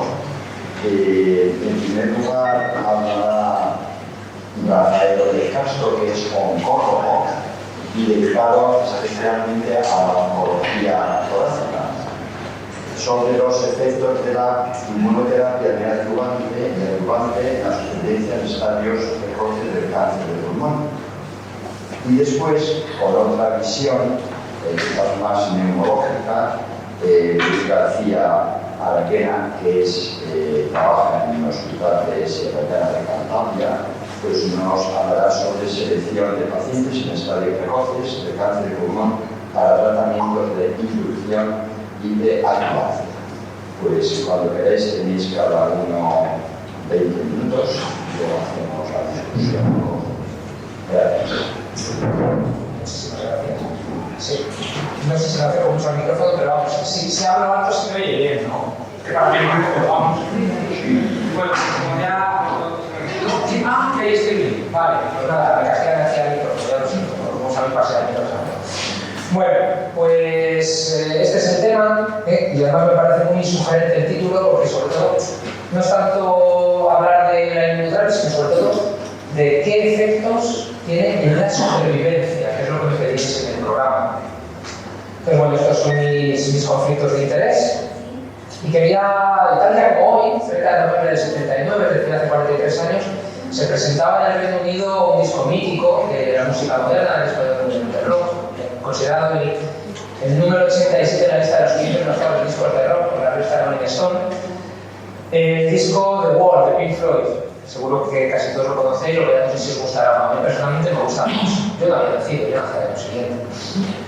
Pero, ¿por qué no traigo aparte de por la efeméride? Pues porque me parece muy sugerente el título del muro, ¿no? Porque realmente pues, tenemos un muro muy importante en cáncer de pulmón, que es incrementar la supervivencia. Y en la última década, que es más o menos el tiempo que vengo dedicándome yo al tratamiento del cáncer de pulmón, ha habido una revolución, hemos dicho siempre, ¿no? En el diagnóstico molecular, las terapias dirigidas, inmunoterapia, etc. Pero hablábamos de una ventaja, de un impacto, sobre todo en estadios avanzados, que por supuesto nos preocupa porque tienen un pronóstico muy malo, y el diagnóstico de cáncer de pulmón habitualmente es en estadios avanzados. Pero realmente ventajas en supervivencia en cáncer de pulmón en estadios precoces, pues hasta ayer por la mañana estábamos haciendo lo mismo que aprendí yo cuando hice la residencia en Salamanca.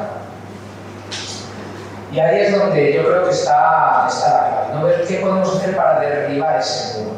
Mirad, yo tengo la visión lógicamente de un oncólogo médico, no solamente de cáncer de pulmón, y una cosa que nos gusta mucho a los oncólogos es decir que hay tasas muy buenas de curación de tumores en estadios precoces, y eso se cumple de manera excelente en el cáncer de mama. En estadios localizados, la supervivencia de 5 años es virtualmente absoluta, 99%. Cáncer de pulmón en estadios 1, en el mejor de los casos, 92%, ya perdemos como mínimo un 7% en los estadios 1. Y si nos vamos a los estadios 1B, es decir, no salimos del estadio 1, a 5 años es el 68%, perdemos un tercio de los pacientes. Algo inasumible para otras neoplasias. No he puesto las estadísticas de melanoma, cáncer de colon, pero también son bastante buenas. Y si nos vamos a la enfermedad regional, cáncer de mama, la supervivencia sigue siendo bastante buena, muy buena, 86% a 5 años. Si nos vamos a cáncer de pulmón, veis que nos vamos en estadios 3A a un 33%, es decir, un tercio de los pacientes. Por tanto, ¿qué podemos hacer para levantar estas curvas de supervivencia para arriba? Yo creo que con esto queda bien posicionado cuál es ese muro que trataba de visualizarais en vuestra cabeza. Mirad, lo comentaba antes, lo sabéis muy bien, mejor que yo. Lo más habitual es diagnosticar el cáncer de pulmón en estadios avanzados con supervivencias pulmonares. Y lo menos frecuente es diagnosticar en estadios localizados con supervivencias, claro, si comparamos con enfermedades avanzadas muy buenas, pero en términos absolutos manifiestamente mejorables. Y realmente una quinta parte de los pacientes con cáncer de pulmón no microcítico son de los que vamos a poder considerar un estadio localizado y que podemos ir a por un tratamiento potencialmente curativo, es decir, vamos a intentar ir a pacientes, ¿no? Van a ser pacientes candidatos a cirugía. Habrá que tener en cuenta ciertas ganglios linfáticos, capacidad pulmonar, que este es uno de los problemas, ¿no? para un tratamiento radical, puesto que operan órgano vital en población que suele haber castigado a ese órgano vital, comorbilidades relacionadas por la edad o por el antecedente del tabaquismo, y valorar cómo se ha recuperado el paciente de cara a poder recibir una ambulancia. Y este es uno de los estándares, uno de los pilares de lo que yo como oncólogo debo considerar de las cosas que hago, y es que beneficiamos en supervivencia a los pacientes operados. Este es el metaanálisis LACE, y el beneficio es el que es. Es mucho, es poco, es el que es. Es un beneficio absoluto en supervivencia, 5 y pico % a 5 años. Pero esto no ha cambiado desde hace 10, 15 años. Hasta hoy, mañana por la mañana en consulta veo un paciente operado de cáncer de pulmón, y esto es lo que yo le puedo ofrecer. Y si nos vamos al revés, nos vamos a la neoadjuvancia, pues sabemos que el impacto a largo plazo va a ser el mismo, aproximadamente una tasa ratio de 0,87, si os fijáis, la adjuvancia de 0,89, en general, con respecto a dar o no dar neoadjuvancia, pues hay unos subgrupos, aunque hay mucha heterogeneidad, y también el beneficio es el que es. Hablamos dentro del 5%, es decir, entre adjuvancia y neoadjuvancia beneficiamos más o menos igual. ¿Para quién seleccionamos neoadjuvancia? Pues para los pacientes estadios de SAF, fundamentalmente. Sabemos también que en la terapia preoperatoria podemos identificar pacientes que van a ir mejor que otros.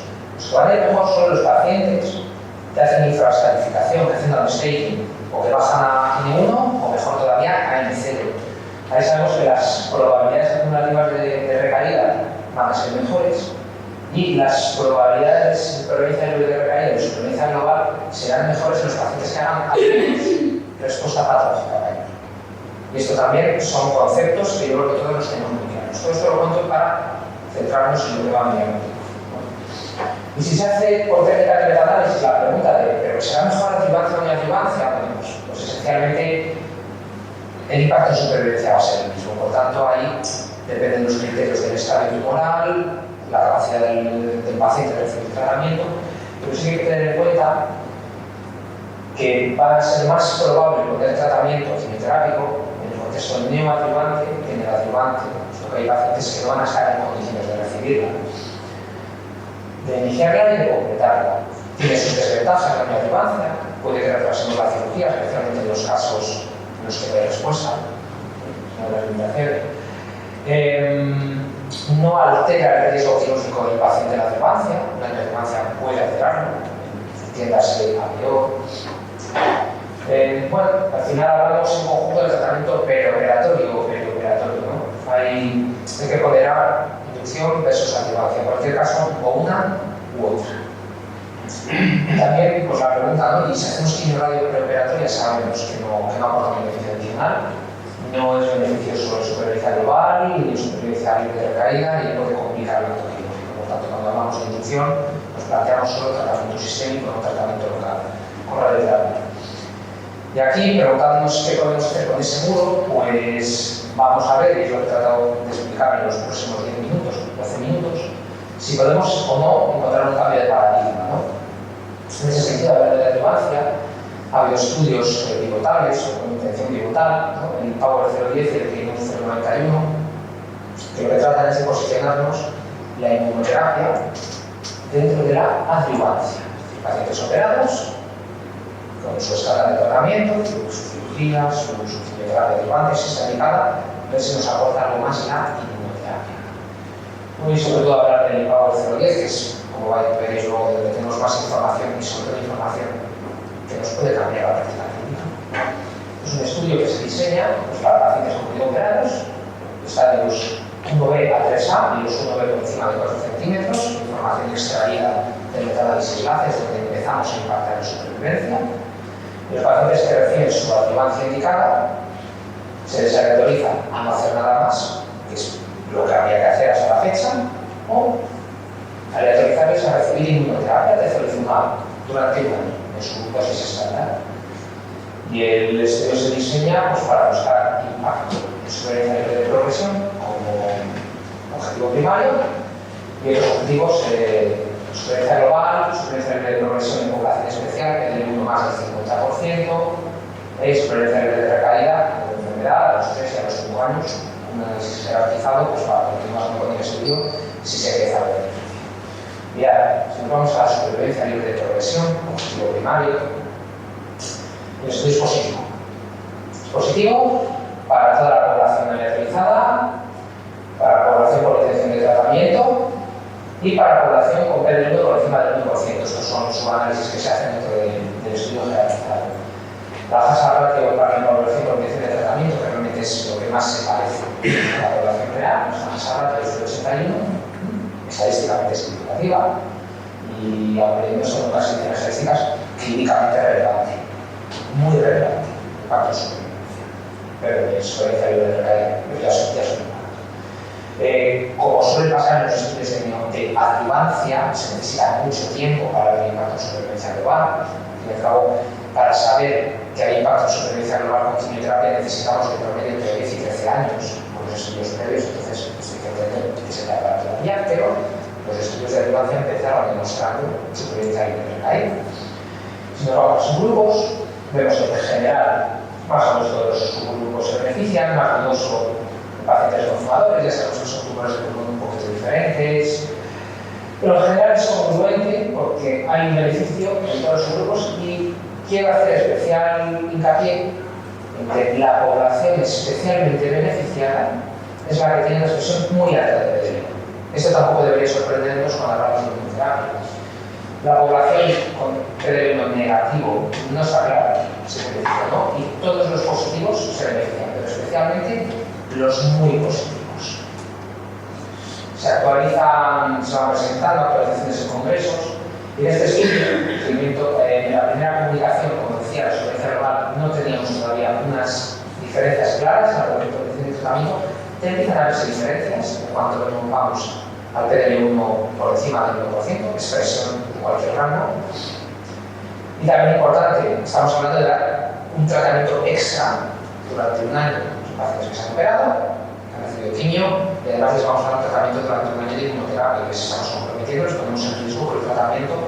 En general no hay grandes sorpresas con la inmunoterapia, la toxicidad que pone no es mucha, es conocida, habitualmente reversible, salvo las endocrinopatía, y no hay ningún problema de seguridad especialmente relevante, que esto ya llevamos años manejando la inmunoterapia. O sea que en este sentido no es un tratamiento que nos haga ponernos más alerta de lo habitual, ¿no? De cuando el tratamiento.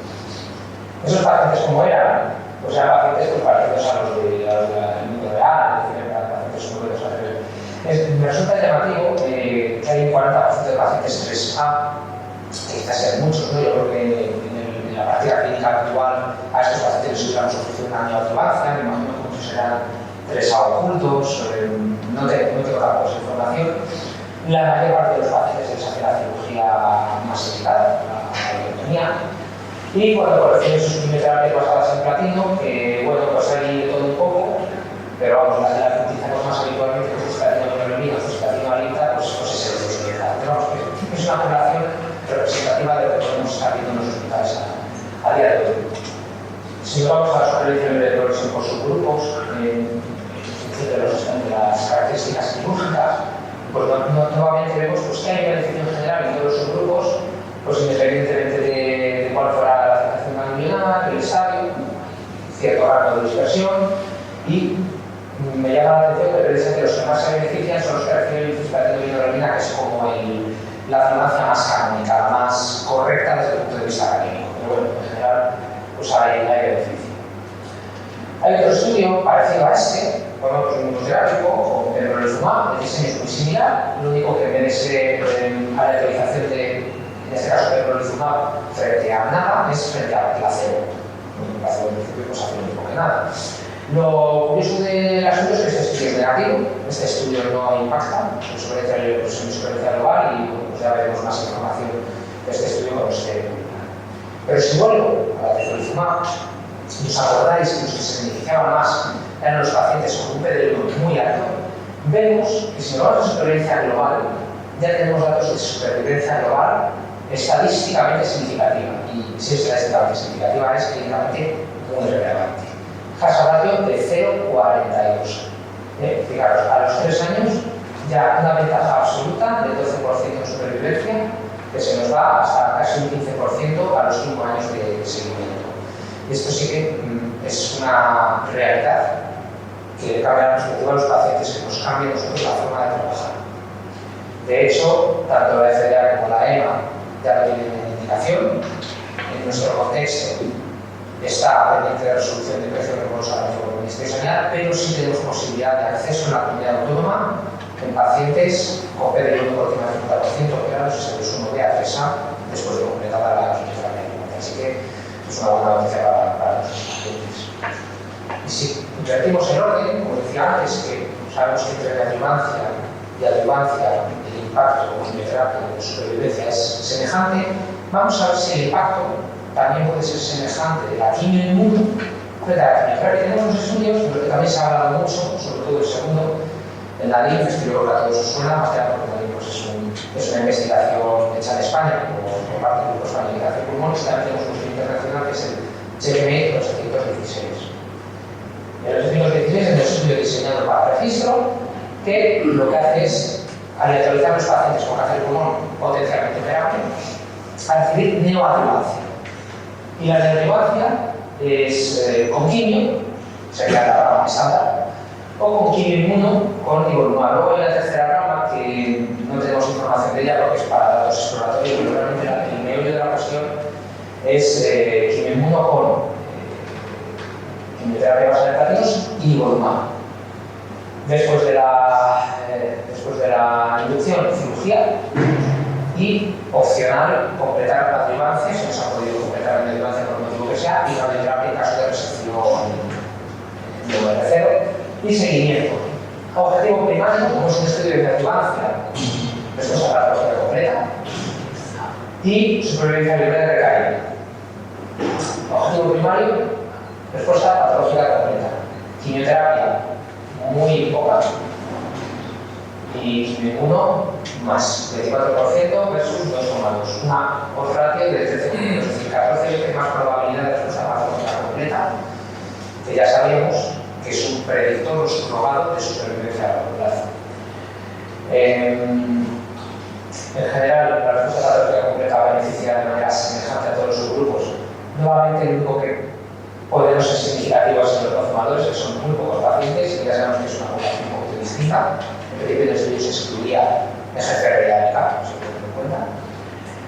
Y con respecto a la cirugía, puesto que estábamos hablando de alterar el régimen de inducción, vemos que entre los pacientes que reciben quimio y los que reciben quimioinmuno, la probabilidad de cirugía son porcentajes incluso que favorecen a la quimioinmuno, 83% versus 75%, y que los tiempos quirúrgicos, esto, bueno, pues supongo que será importante, eso me lo explicará luego en otra plantilla, pues no penaliza el acto quirúrgico el recibir inmunoterapia, es decir, no parece que haya más complicaciones intraoperatorias, es lo que yo espero, porque a lo mejor los diciendo tontería que no se fijan.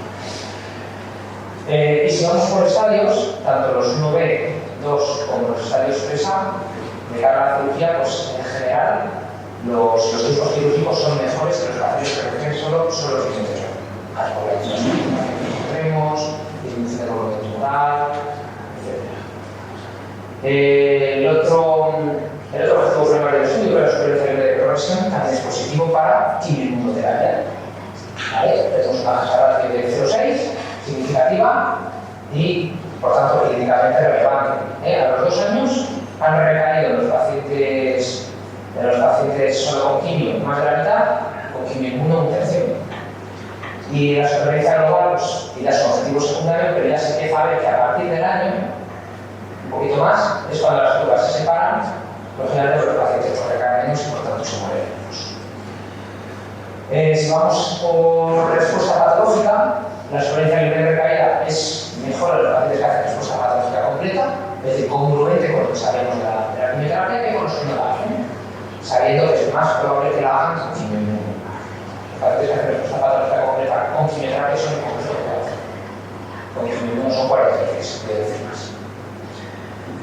Si hablamos de otro estudio que me parece más práctico de cara al mundo real, que es el estudio NADIM. ¿Por qué más práctico? Porque era un estudio de diagrama para estadios 3A. Esa es una de las posibles cuestiones que saldrán, me imagino, en la potencia posterior. En este caso, es un fase 2, es un estudio académico, quimioinmunoterapia, no va a llevar a la comparadora, pero bueno, con la supervivencia libre de recaída de los pacientes desde 77% a 2 años, supervivencia del 90% a 2 años, y respuestas muy prolongadas o tiempo sin recaída prolongadísimo en los pacientes, con una tasa de respuesta patológica mayor del 83%, que es un dato fragmentativo, también entendemos que es un fase 2, pero son unos estadios 3A. Eso me parece muy llamativo. Y respuesta patológica completa es el 73%, esto lo vemos habitualmente. Y de los datos buenos de NADIM, pues se llega a diseñar NADIM 2, que es lo máximo que llega al grupo cooperativo. Que básicamente es aleatorizar en fase 2 pacientes con taxol carro de inducción versus taxol carro con nivolumab. El tratamiento que vemos en el segmento 217, ¿no? Nivolumab. Se aleatorizan los pacientes, 2 a 1, los pacientes, por cada 2 pacientes incluidos en la arma experimental para el arma control, operados, y adjuvancia con inmunoterapia en la rama experimental y seguimiento en la otra rama. Y seguimiento, bueno, pues el objetivo primario del estudio, que también la respuesta patológica completa, vemos que es muy congruente con lo que se veía en el 816. Sí que funciona un poquito mejor la quimio, dentro de que los números son bajos, los 1,1%, los 1,8%, un ratio pues de 8 veces más probabilidad. Se llegan a operar el 93% de los pacientes que hacen quimioinmuno, es decir, la mayoría. Los que reciben quimio, el 70%, que se parece más pues, a la situación habitual cuando hacemos una nebulización, que aún así no todos los pacientes se pueden operar y bastantes sin cirugía. Supervivencia libre de progresión, ventaja desde el primer año y continúa en el seguimiento quimioinmuno. Supervivencia global, ventaja del quimioinmuno, fijaros, 75% a los 2 años. Y ya con esto, pues yo ya casi voy a concluir, porque mis conclusiones yo creo que han ido surgiendo durante la presentación. Creo que ahora mismo hay un papel clave de la inmunoterapia en estados precoces. Tenemos un impacto en supervivencia de la adjuvancia y se empieza a incluir un impacto en supervivencia en neoadjuvancia. Lo estamos viendo, especialmente en los 17, 16 y NADIM 2. Quedan muchas cuestiones abiertas, que algunas seguramente se podrán responder ahora. ¿Qué hacemos con los sarcomas? ¿Qué hacemos con los pacientes que responden peor? ¿Se habrá que aplicarles más tratamiento o menos? Hay una serie de cuestiones que lógicamente van a surgir también de los 816 incluye 1B y estadios 2. No tengo claro que sea una necesidad terapéutica que todos hacer inducción de estos pacientes, pero a lo mejor tenemos que empezar a pensar en cambiar nuestra práctica clínica. Pero bueno, en resumidas cuentas, ¿tiene un papel de inmunoterapia en supervivencia? La respuesta creo que es sí. Nada más.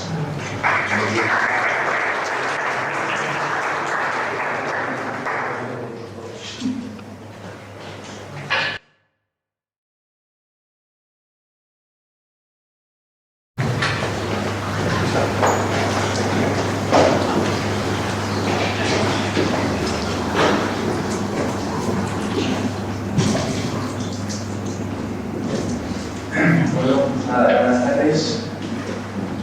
Vamos a repetir un poquito varias cosas de lo que ha comentado Rafael. En este tema que es apasionante, que es cómo está cambiando la perspectiva del tratamiento del cáncer en este tiempo. Partimos del estándar de tratamiento actual, ¿qué es lo que hacemos? Lo que tenemos nosotros, ¿esto tiene puntero? A ver, podéis hacer Arriba, Ahora. Perfecto. Bueno, el estándar de tratamiento actual en estadios precoces, la cirugía sigue siendo lo más importante, con intención curativa. En estadio 1A se aprueba ahora como estándar la resección subglobal en tumores periféricos de menos de 2 centímetros. En el estadio 2 tenemos la cirugía seguida de quimioterapia adjuvante, básicamente los enfermos con enfermedad ganglionar, quizás más discutible en los enfermos de tumor de más de 4 centímetros. Y en el estadio 3A o N2 teníamos las dos opciones que veníamos manejando dependiendo de los diferentes comités. En el caso de unas horas acinacetas hay médicos que trabajan con quimioterapia neoadyuvante sin cirugía, y en aquellos casos de afectación multi, se hace una afectación multi desde que se publicó el Pacific y se aprobó su uso en España, pues sí, todos nos vamos a la quimio-radioterapia seguida de inmunoterapia con durvalumab, con unos datos de supervivencia en adultos bastante buenos a 5 años. Ellos sabemos que el resultado que nos han contado antes pues es bastante malo a largo plazo y que deberíamos de mejorar estos resultados. En la quimioterapia adyuvante ya habéis visto que la supervivencia que aporta es un 5%, es muy poco, a 5 años, lo mismo que aporta la neoadyuvante, y hay algunos de los estudios pivotales que demostraban este beneficio en que ese hazard ratio positivo desaparecía al cabo de los 5 años. Es un tratamiento con un poco, bueno, con no mucha eficacia, al menos en las guías de la ESMO en el año 2021, hace menos un año aproximadamente, lo que contemplaba era el tratamiento con la adyuvancia, con quimioterapia adyuvante, y ya planteaban el tratamiento en FGR positivo con osimertinib en base a los resultados de la DAVI. Estas son las nuevas opciones que han ido surgiendo, son estudios fase 3 randomizados, concepto de neoadyuvancia, sobre todo el SECMATE, concepto de adyuvancia, han publicado datos sin PowerPoints, van saliendo algunos datos negativos, y en perioperatorio estos estudios en fase 3 y en la DENG es un fase 2.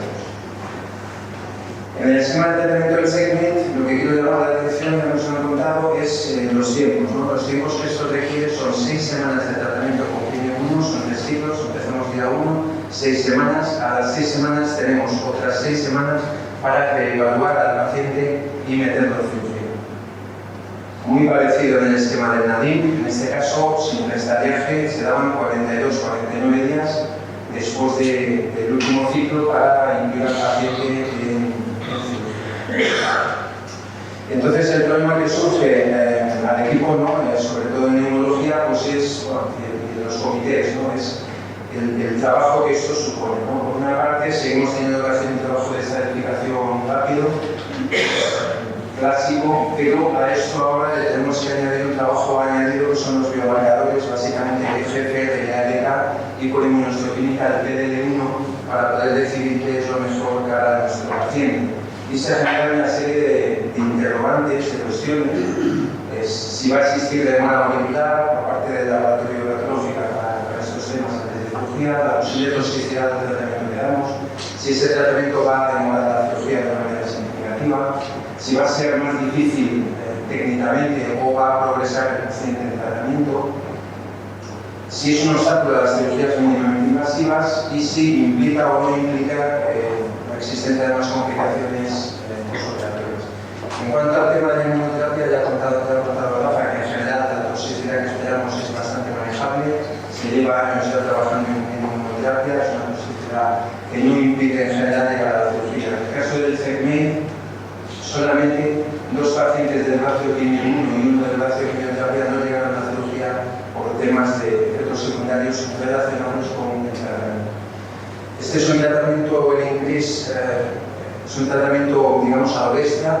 Yo creo que no he encontrado nada que supere esto, es combinar quimioterapia, radioterapia y doble inmunoterapia.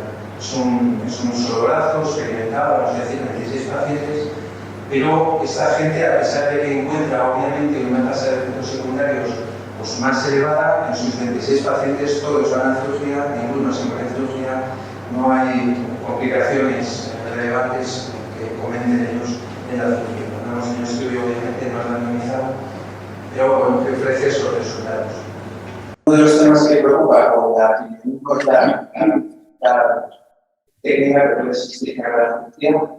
Sabemos de estudios que están presentando en los últimos años en el entorno de los metástasis, de pacientes con cáncer metastásico y de descarga con cirugía, que se encuentra una mayor dificultad clínica producida por el incremento de las adhesiones, por una mayor fibrosis, una mayor inflamación a nivel tradicional, a nivel inicial, con una restricción vascular invasiva, que hace la cirugía pues, más complicada. Sin embargo, en este estudio de ellos tampoco estaría marcado porque no es útil y los tipos de bucaria similares En general, la mayoría de los estudios hacen o utilizan hemoterapia combinada a hormona y azúcar cuando llegan a cirugía lo que es hay más economía, hay más fibrosis, pero en general las técnicas comparables que tenemos quimioterapia ayudan a eliminar es muy similar.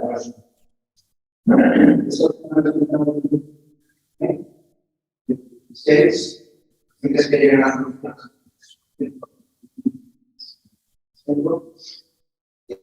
se canceló la cirugía por progresión en un 6,0%.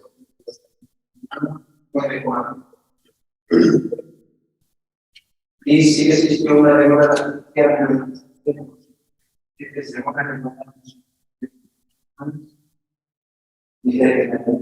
son los suelos.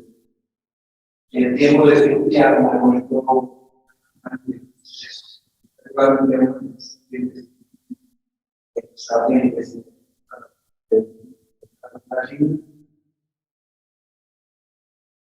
hubo más cirugía mínimamente masiva del tipo de terapia y hubo una menor tasa de función de cirugía mínimamente masiva.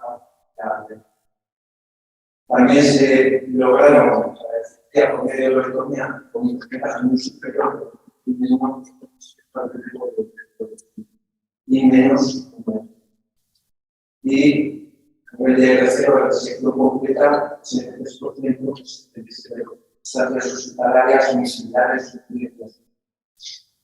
En cuanto a las complicaciones que ellos van comunicando, únicamente son similares a las de ese nivel, pero sí que llama la atención que dicen que hay más dolor de los pacientes del grupo de la terapia que en los pacientes. En la a nivel diagnóstico, comunica resultados muy parecidos. Tienen unas tasas de pacientes que llegan a la cirugía más altas, 3% frente a los.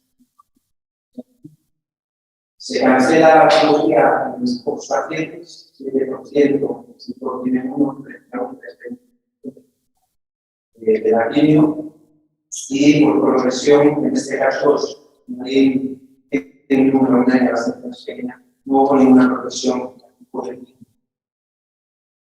Se consiguieron resecciones hasta que la resección completa,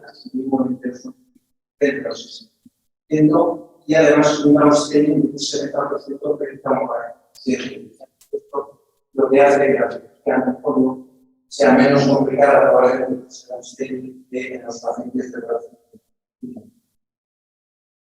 Nos ha contado Rafa los resultados de supervivencia, son positivos en el estudio americano. Positivo primario era un 10% y así está aprobado en Estados Unidos. Pero en el análisis de grupos, cuando se analiza, se ve en el grupo del 1 al 49, toda esa significación de Pedros y venía del grupo de más del 50%. Además, cuando lo analizan por estadios, no hay diferencias significativas entre el estadio 1 y el estadio 1 de 2. Toda la diferencia de características. Y para analizar el efecto, cuando analizan por histologías, no hay diferencia entre el movimiento y si trae o no estamos. Hemos visto que nos ha contado la relación que existe, se va demostrando en los diferentes estudios en cada supervivencia libre de evento con que obtienen una respuesta a los que y tanto el segmento como el ambiente muestra movimientos sonorados, momentos de investigación, por biopsia líquida, aquellos pacientes que tienen un aclaramiento de que tienen después del tratamiento van a obtener una tasa bastante alta. Y esto se asocia a una mejora en las superficies industriales y pagadas pero esta relación es análisis del organismo y lo que se decía mayor score del 1, mayor tasa de sustancias proteínas vamos a eso. El ECLIS era ese estudio que por lo más nos puede dar en el radio de 1 consigue esa tasa de sustancias proteínas completamente superiores. Son niveles 63%. Pero hay que ser cautos porque saltan más estudios en estas combinaciones, a lo mejor van multiplicando la falta de futura, ¿no? Pero nadie también comunica las por ejemplo, con una Windows no comunicada exactamente. En cuanto a la aproximación biológica, no incluía, o no se nos toque, pero mejor si hacemos una copia mínimamente básica, otra copia sí que se demostró que era mejor, tanto en pacientes como en la electronía o la electronía, o en electronía, o teníamos resultados significativamente potentes, estadísticamente a favor de la. Y lo que sí es importante es que estos resultados solo los vamos a conseguir en aquellos pacientes que conseguimos una electronía completa. El paciente tiene una resolución incompleta, los resultados los vamos a aprender a realizar otro tipo de tratamiento. El Power en la relevancia lo ya nos han votado, demostrar que es claro, pero limitado a aquellos pacientes que tienen un TDR de una resolución o algo. El TR es ya nos han dicho que es un estudio parecido a la relevancia, que es lo mismo que damos resultados parecen negativos desde eso, pero lo que sorprende es que los esfuerzos altos que debe tener uno de más de 50% no se utilizasen bajo un poco de vida. No debemos de olvidar cuál es el estándar del que partimos en muchos casos, es el Pacífico. Es un estudio que comunica ya resultados nuevos de seguridad a 5 años, son unas cerca de un 49% frente a un 33% de ellos.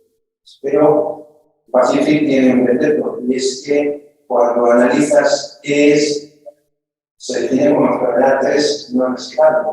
Analistas que incluyen no te dicen por qué decir que es no resecable.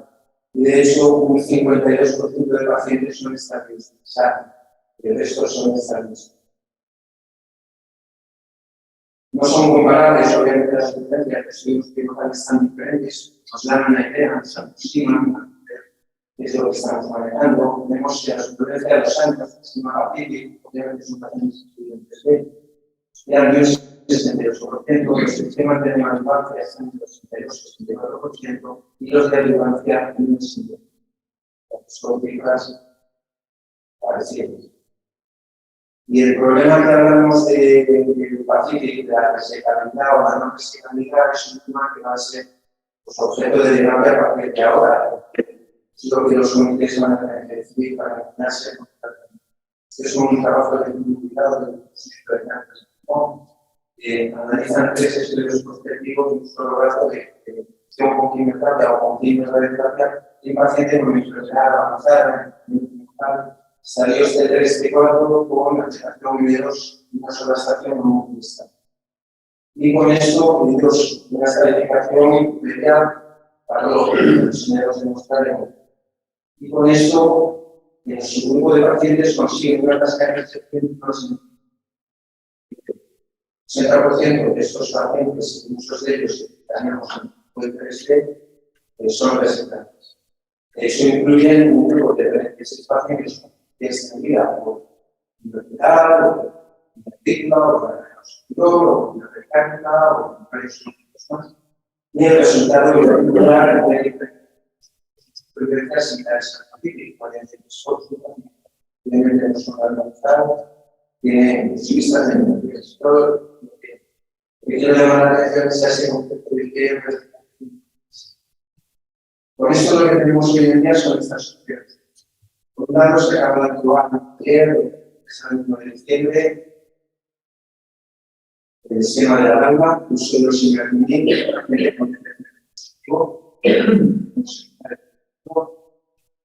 nuestros pacientes desde el estadio 1B hasta el 3. El IPAWE está todo con la EMA para aquellos pacientes con PD1 de más de. ¿Y qué va a pasar con el seguimiento? No lo sabemos. Sabemos que es que el IPAWE en Estados Unidos sacó un 1%, aquí saca el 50% del Pacífico, sacó sin PD1 positivo para análisis subgrupos. La impresión que tengo es que el segmento se va a aprobar en el estadio de desarrollo, posiblemente solo en las personas de más del tiempo, con dudas de si lo limiten a módulos años. Esto habrá que esperar y ver eso de. Con eso, vistas así las cosas, esta sería lo que yo pienso de cómo va a quedar la cosa en el momento se vaya posicionando y se haga Salió uno de las banderas. En el estadio 2, después de Turquía, sí se consigue las no, obviamente, está otra cosa. Hay que ir a la quimioterapia durante y después de quimioterapia durante, si supere de una semana, podemos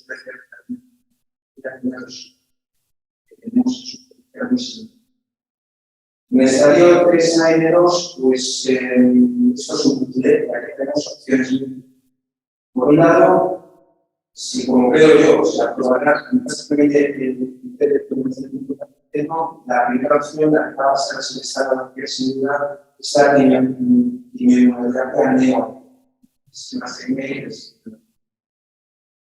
Tenemos la opción de la cirugía quimioterapia durante si posible ser no completa en quimioterapia ambulante, sobre todo en aquellos casos que son uno de los infectados a los sin cirugía. Bueno, quizás en algún caso se puede plantear factores personales de los pacientes, ya sea quirúrgicos, pues ya sea que pacientes de esquema de inducción, los que decidimos esperar y, por supuesto, también se podría definir que son desecados y lo que sea y aplicar el sistema de varios. Si el PD no es menos de 5, ya tenemos una estación estacionada hasta ahora. No sé si la trampa de hacer la Turquía es lo más powers, y en el campo de los multiestación, aquí el facility que se demanda es la seguida del grupo. Por lo tanto, creo que a partir de ahora las discusiones en comité van a ser más divertidas, más aclaradas, y es fundamental una comunicación muy cercana entre todos los miembros del equipo, de modo que se valore los conocimientos que están de todo, tener muestras de manera rápida, damos agilidad de los patólogos, los marcadores de análisis molecular de uno. Necesitamos que los cirujanos definan qué es un número desplegable y qué quieren hacer, y una coordinación con oncología de los sistemas personales. De los pacientes, los rayos pivotales, referidos de la cosa es la vida. Concluyendo, creo que hoy en día, tanto el segmento como la química recuperan un poco el papel activo del cirujano y que va a ser estándar de tierra, que no impide la cirugía, tras la complicación un poco más, pero sin un plan de preguntas. Estamos en un setting internacional de lenguaje esencial del trabajo disciplinar. La inmunoterapia ambulante se están dando pacientes completamente resectados, el uno de los incidentales, siempre y cuando tengan que tener más del 50% y una psicología de nuestros sitios. Y aquí no va a estar de continuación y sigue siendo tratando que sabe que se consideramos intelectuales.